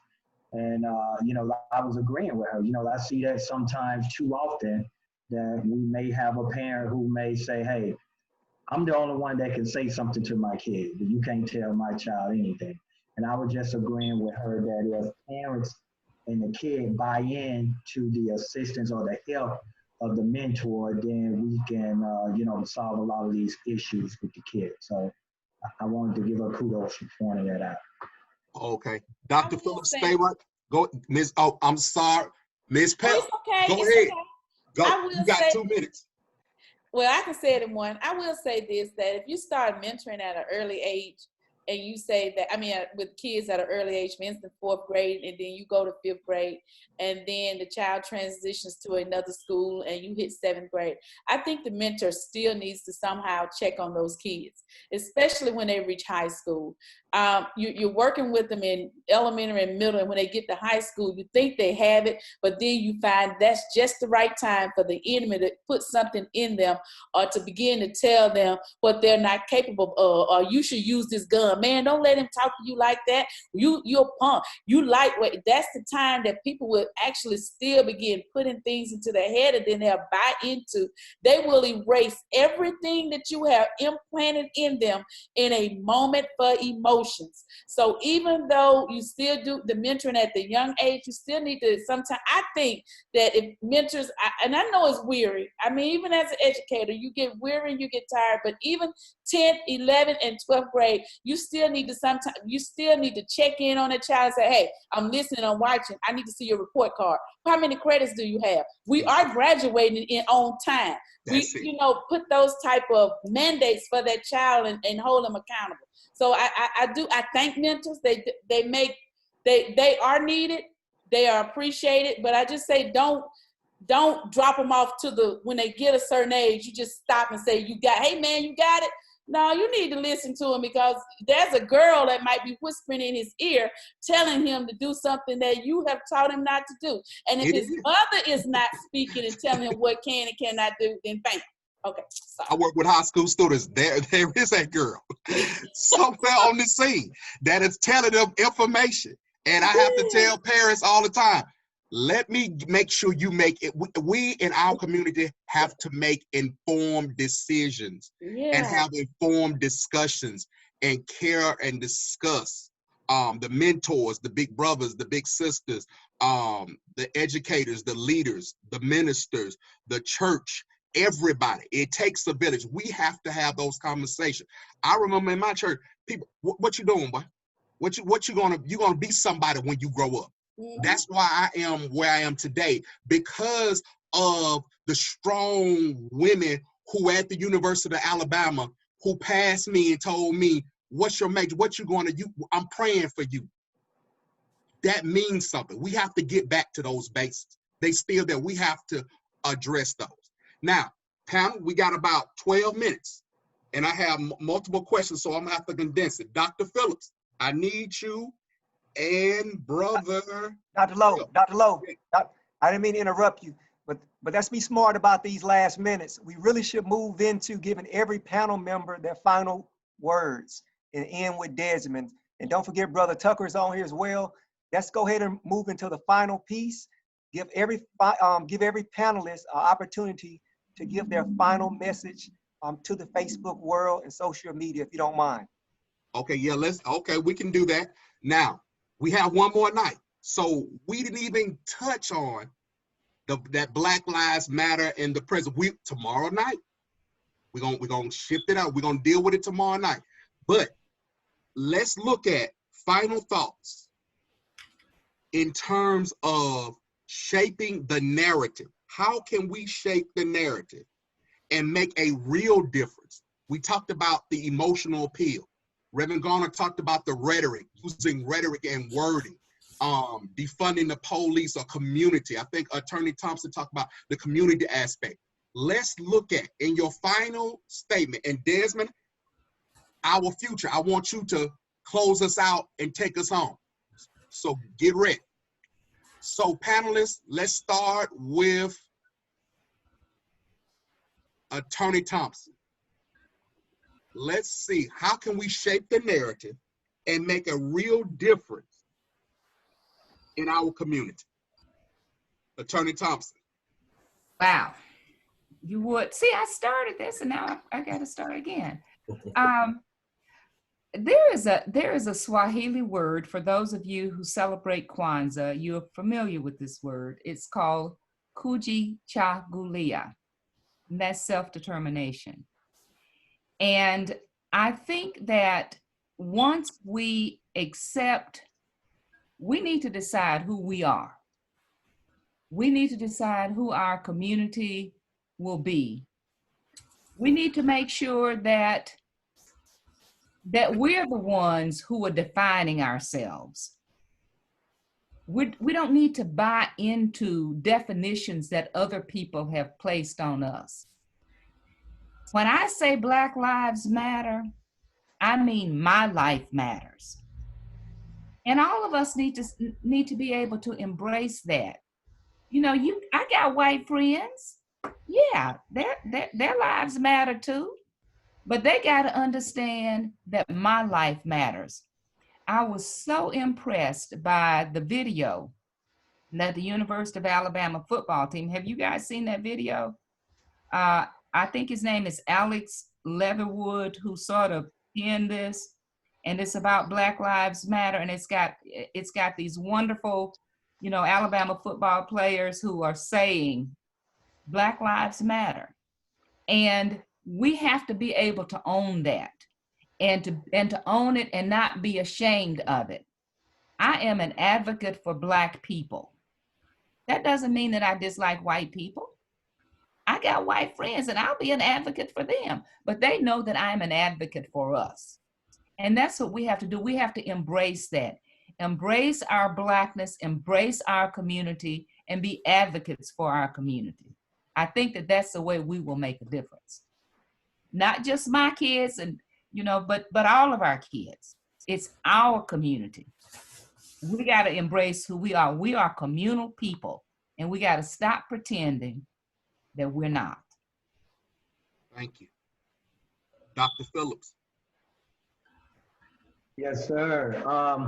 I would say that we can change the narrative as people by getting involved in our local, state, and city government, starting grassroots organization, you know, like embracing each other, as Dr. Thompson said, and sharing resources with each other and being involved in school. You know, almost every school function, from the PTA to volunteering, and just, I mean, the list goes on and on. But for the main thing, we have to get out and vote. We have to put the people in place, or the people in office, that are going to, you know, like, be our representation as our constituents. But we have to be involved. We can't just sit back and wait for the news to hit, for certain things to happen, and just look for certain people to be out there. We got to be on the front line as well. So we have to be aggressive, and we got to be involved. Thank you, Doctor. Yes, sir. Brother Pelt. I think it's a threefold thing that we have to address when it comes to changing the narrative, and it's political, social, and economical.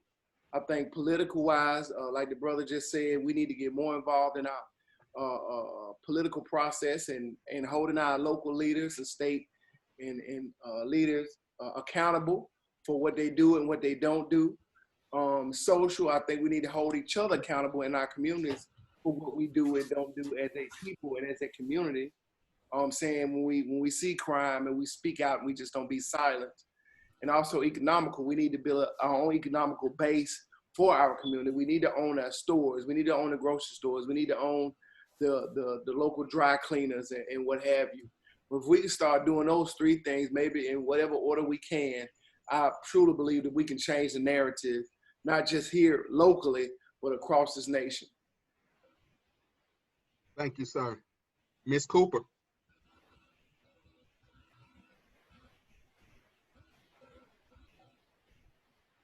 Ms. Cooper. Okay, yes. Okay, just to change the narrative, I think there's definitely, when we speak about words having power, there are things that we absolutely just have to stop saying. We have to stop saying using the term black on black crime, because it's not a thing. It is a problem because it's happening and we want it to stop happening. We don't want people in our community killing one another, but it's no more bigger of a problem than it would be for any other demographic. Like, we watch enough Snapped and ID channel to know that homicide is not a problem that's exclusive to the Black population. We know that. So that just has to go out the window. That's not a thing that we can continue to say. And the other thing I always hate to hear is when people, especially Black people, ask the question, well, why can we expect anyone to stop killing us if we won't stop killing us? That implies that just simply by having some people in your community who choose to be violent, that makes you expendable. And that's not the case. If that were the case, everyone would be fair game. So that doesn't make any sense either. That question is unintelligent, and just by saying it, whether you know it or not, you're kind of affirming that you think you're expendable, and you are not. You're not. So we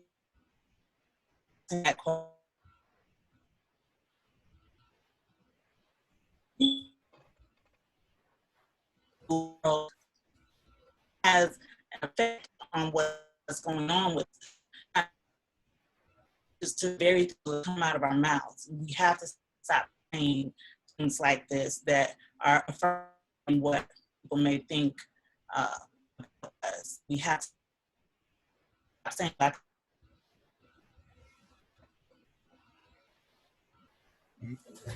Ms. Cooper, was that it? I can't hear. That's good. Thank you, Ms. Cooper. I'm done. I had dropped out Go ahead. a second, but yeah, that's all I had to say. Okay. You sure? Go ahead. Okay. Okay. Thank you, Ms. Cooper. Reverend Garner.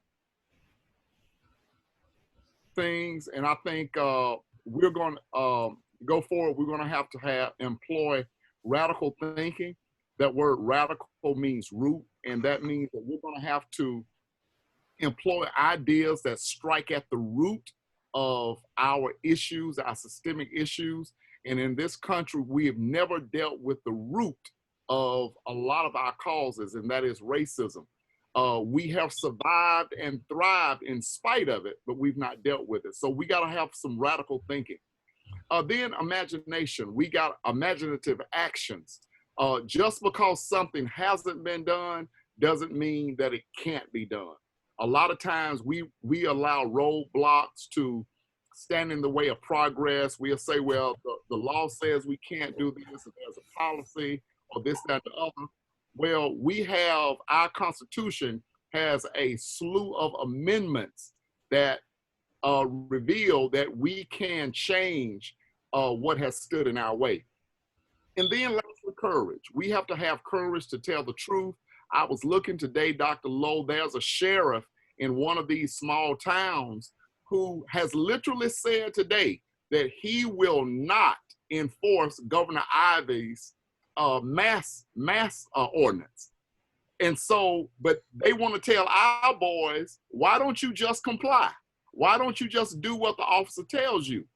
See, that kind of truth telling is what we got to have, and we got to have the courage to say it in love. And we're not bad, or we're not causing divide just because you're telling the truth. Thank you, Ms. Pelt. Well, that was very powerful, Reverend Garner. That was very powerful, that last statement. Okay, so I guess my final statements would be with the narrative is that we have to be innovative. We have to be innovative, but we also have to be strategic. Real talk, the kids that are really pretty much involved in a lot of the issues that we are seeing in the community, they're not the ones that are at church. They're not the ones that are coming, you know, being faithful to school. We're looking for them in attendance. You know, they're not the ones that are sitting in the mentoring sessions all the time, paying attention and being active and engaged. So we have to target, we have to be strategic with our students as well, and in their efforts. We really have to be involved. I mean, we really have to be strategic. Another thing we have to be is that we have to be, I don't want to say forceful, but we have to take a stand. Our voices need to be heard. Our voices, we must make noise. And we can do this. We can start by, at the election polls. We can start by registering people to vote. We can start with the census, and we can start by just demanding that we have to take a change. We have to make a change. And then we have to do it with the children that we see just hanging out. They're hanging out. Something is going wrong in that conversation. You need to be involved. And I'm not saying all the things, because they could be playing marbles. And if they're playing marbles, that's fine. But listen to the conversation while they're playing marbles. See what the plan is. I just think that we have to be strategic with it. I think that we have to start with our politicians. We have to start holding people accountable, and we have to make a stand that, and all agencies need to be involved when we're targeting our youth, because they are somebody. All kids are somebody. They are somebody, and they can change. And my favorite story for the week is, did you all see the boy that was with the Gen 6? That was arrested, and yesterday or day before, what happened? He was sworn in as an attorney. Those are the things that we need to do. So those are the impacts that we need to make. We need to tell our kids, just because you take a stand and you mess up, it does not erase your future. We got a plan for you. God has a plan for you, and you still can do it if you desire. Awesome. Thank you. Miss Young. Okay, Miss Young. Miss Ernestine Young, talk to Yes, sir. I cannot believe that I have not talked that much tonight. And I know everybody else can't believe it either. But I really enjoyed listening. And while I listened, I wanted to take everything I heard and put it in one big ball. Me living in this community and listening to what everybody on the panel said, I want to take everything in perspective. What we need in this community is more love. We're going to have to show more empathy. We're going to have to be more neighborly. And when I use that term, I'm not talking about my next door neighbor. I'm talking about the same people on the panel that have the churches, the educators. We're going to have to come together to show more love within the communities, not just here on the west side, but all over Tuscaloosa. What I'm seeing right here in my neighborhood on the west side, we talk about what the parents need to do, what the children need to do, and why they're doing what they're doing. But I always felt like poverty breeds crime.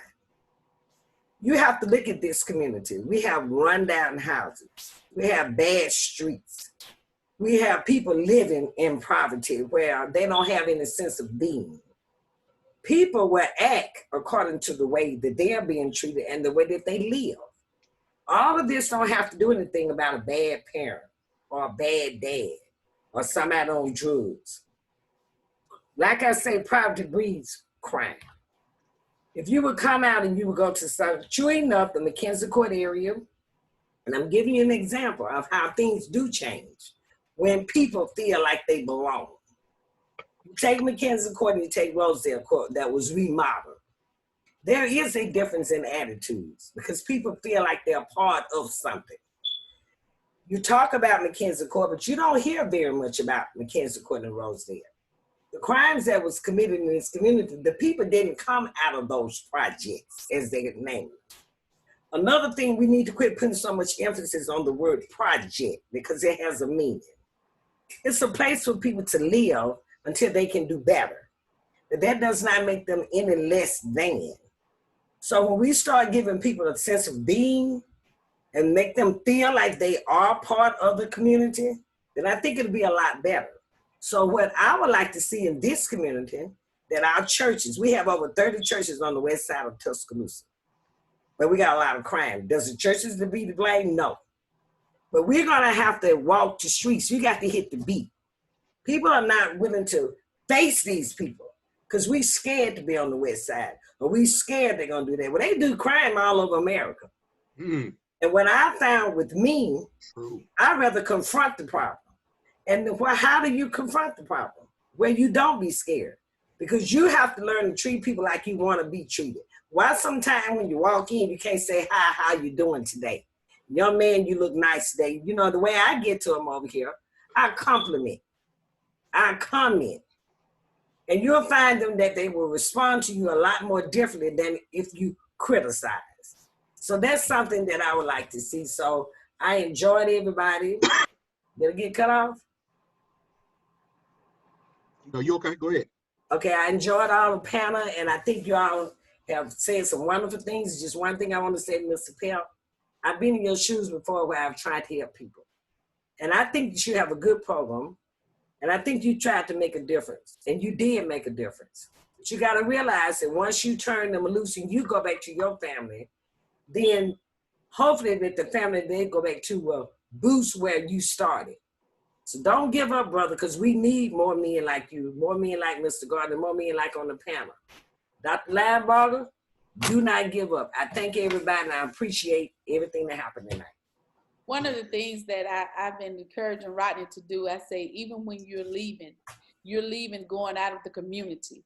And I said, what we need to do in our mentoring is find some leaders in the community that when you started training them, even though you're looking at them as a whole, but when you start building leaders and you have to leave and you go out of town and you go to sleep at night, those leaders will stand in the gap for you in that community.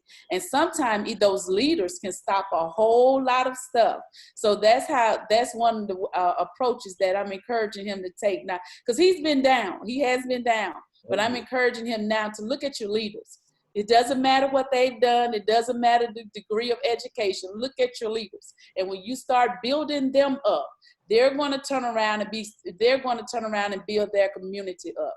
And so that's hopefully between August and next year, we will see a turnaround with the leaders in the community where they are leading and they are training the kids that are coming behind them. Because it takes, each one teach one. We're all in this together. Awesome. Miss Eden.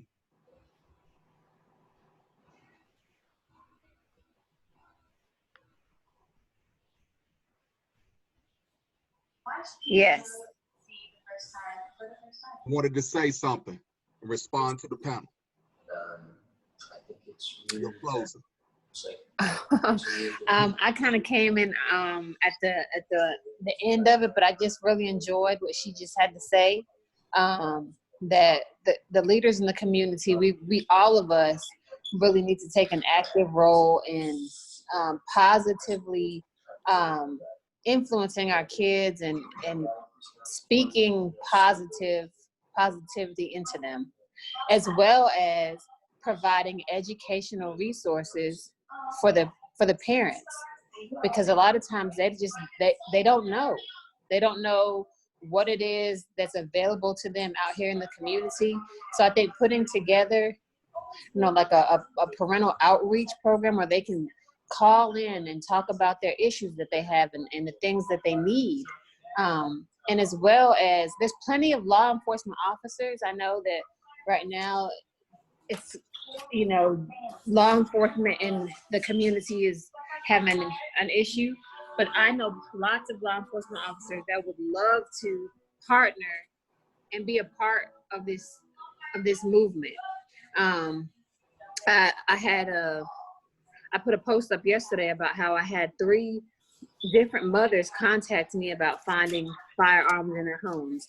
I think that we need to have safe people in the community that the parents can call when their teenager is bringing these weapons into the home, and who she can call and who can respond out there to just have a conversation with the youth where the mother feels safe, where she's not afraid that the law enforcement officer is going to come in there and arrest her son and mishandle him. I know plenty of officers that are willing to take on the role of not trying to enforce law, but trying to build relationships with the youth and educate them on gun safety and when it's appropriate. I think that we are moving in the right direction.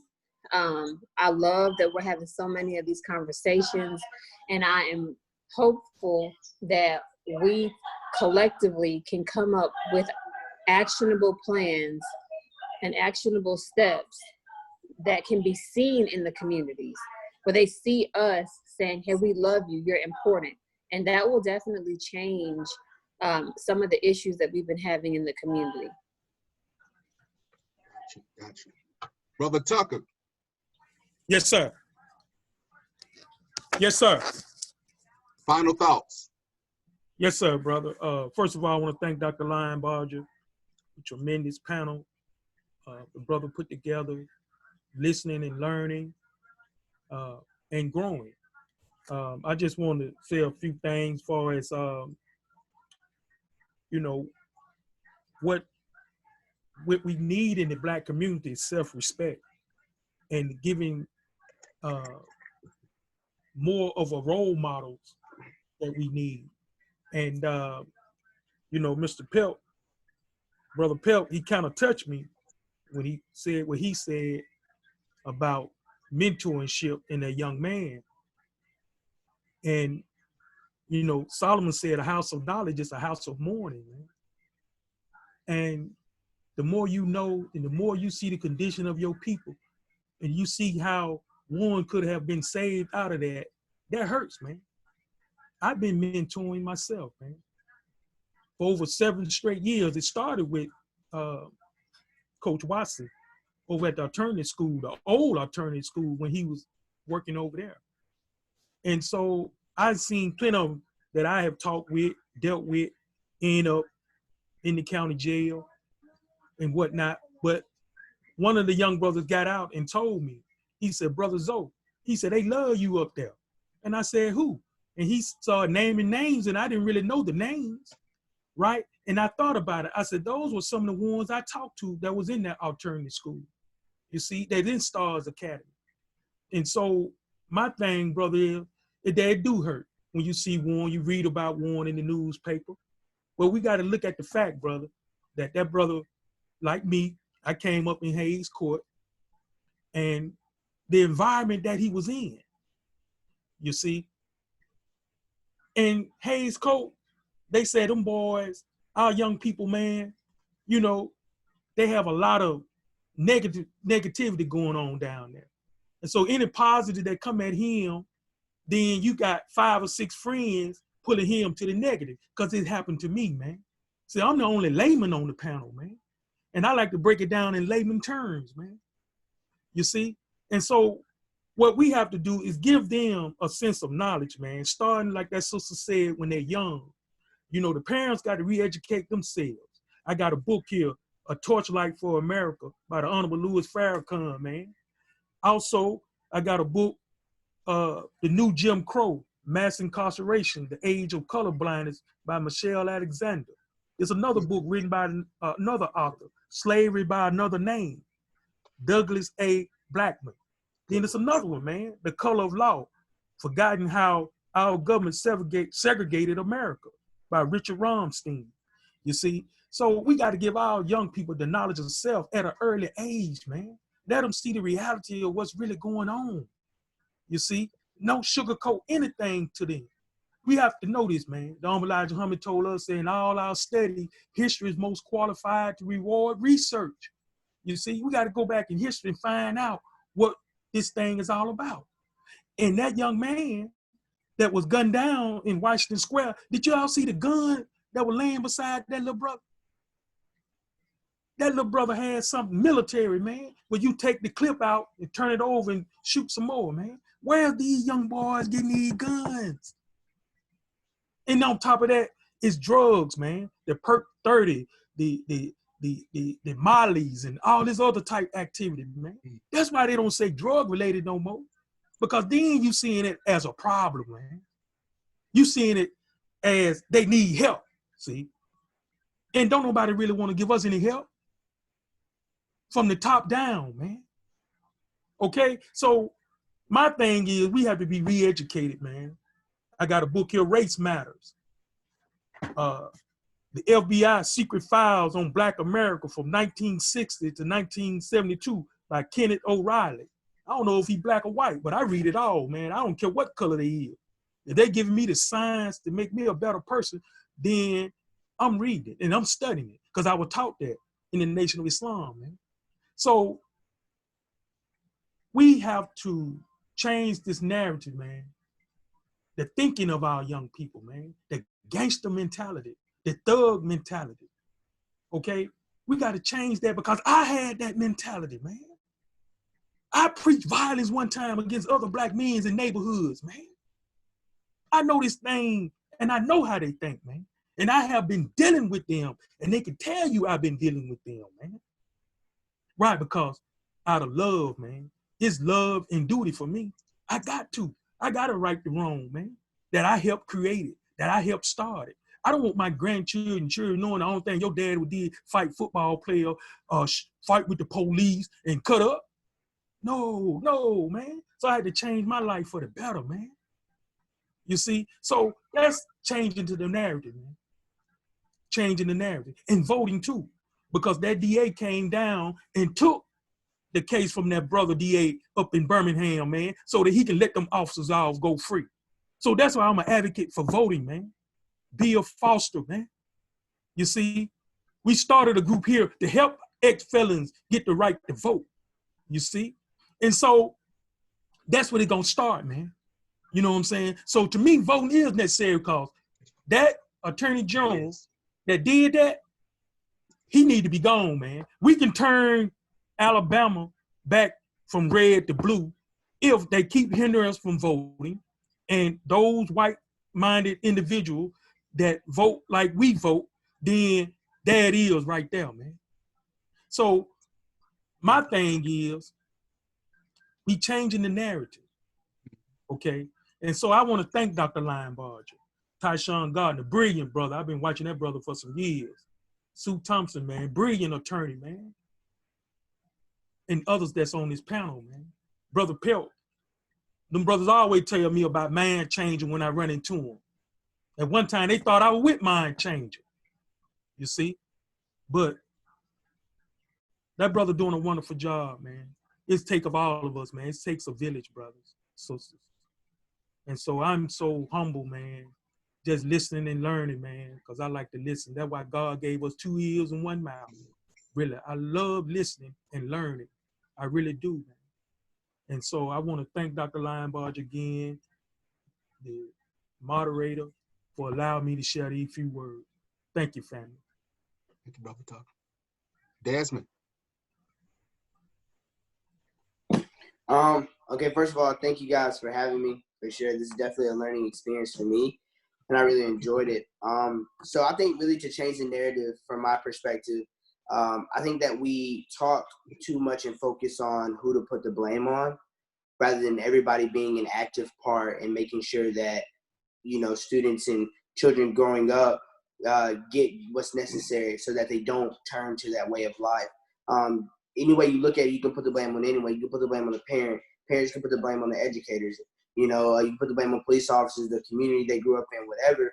But I think it takes, like I said earlier, it takes a village. So everyone, nobody's specifically to blame, everyone, because a parent can do everything they can to raise their child right, and their child can still turn away from that and go to a life of crime, you know, or anything like that. So I think it's time to stop talking about the blame, first of all, and really just hone in on everyone collectively as a community, as one group, as one race, coming together to ensure that just a way of life for every Black person, not just Black students, Black boys, Black girls, but every Black person is improved. So that's my first point. Second of all, I think for especially my generation, we need more education. A lot of people who I grew up with didn't even know that there was a primary runoff election the other day. You know, they don't understand government and politics. They don't understand business. I'm a business major, and they don't understand, you know, that's essentially what me and my friends say is the white man's game. And so what we say is, man, we got to beat the white man at their own game. They know that we can riot, we can do all this stuff, but if we don't get out and vote in November, nothing's going to change. They understand that. So that's why they're not worried, because they know that 9 times out of 10, from 2012, 2016, 4.4 million people did not vote who voted for Obama, who voted for President Trump. 1/3 of those people were Black. And then they wonder why President Trump made it into office. But it's like we need to educate ourselves in order to be able to invoke change, you know? You know, we've been in a pandemic, and me and my friends and my roommates, we have really honed in on how else can we make money? You know, how else can we, you know, create, me and my dad talk all the time about creating and regenerating generational wealth. Like, these are the conversations that people need to start having, because it's cool, you know, you have your design and you have all this stuff, but what are you doing to set yourself up, not only yourself, but your future generations up as well? It's going to take generational wealth, because then if you beat the white man in what we call their own game, then you're able to buy franchises. You're able to invest in communities. You're able to do those things that are required and that other cultures do in order to be successful and to change this narrative and this way of life that seems that is tied to us, you know. So I think that that's one way that we can change the narrative is through education. That way, you know what you're getting into. You know right from wrong, not only right from wrong, but you know a way to make it out. You know, there's a lot of people who are from certain Black people, especially my generation, they glorify being from the hood or whatever, but still from that same hood, so many people have made it out. And so you can't blame being from the hood as the only thing, because that same person, there are opportunities everywhere, you know, and you just got to find them. And some people are more fortunate than others, but when you get that education, it's about what you do with it. You know, it's about what you do with it. And so we got to give people education because the more you know, the more you learn. I was always taught knowledge is power. And when you have that power, you can do whatever you want to with it. So that's my spiel. I'm sorry I went too long. No, you didn't. Well said. Well done. Desmond, I'm proud of you, man, because that's powerful, because you talking about we talk too much and we need to work more. Thank you. I don't have anything else to say. But good night. Guys, all I can say is wow. Brother Desmond Thomas, I'm going to be smiling in my sleep tonight, and I know my jaws are going to be sore. I'm sure my family going to ask me, what is wrong with you, boy? You know, but I'm just so full. I am so full, and I'm so optimistic about the future just by listening to you and the other young people who are on the panel. We're proud of you. Man, we're proud of you. I can't say it enough. You're amazing. Thank you for being great. You're destined for greatness. Keep leading the way for us. Thank you, panel. You guys are amazing as well. Hey, I'm going to be an expert on this topic in a minute. You guys have really just fulfilled me on the last 3 days. It's totally, totally amazing. I'm eternally grateful to each and every one of you all for sharing your knowledge, your experience, and your expertise. Thank you out there in Facebook land. Thank you for hanging out with us for 3 whole days. Who could have imagined that you could hang with us for 3 days for over 2 hours each night? We're going to have the grand finale tomorrow. This series is just the beginning of several series and meetings that we will have. So look forward to more meetings, more conversations, and more understandings. Our platform is about conversations. Somebody else's platform may be about solutions. But I'm interested in having conversations about what's going on in our community, politics, education, or whatever the case may be. And then hopefully we can develop some solutions at the same time. Again, thank you. We're proud of you. Hey, we love you guys. Take care of yourselves. Good night. Good night.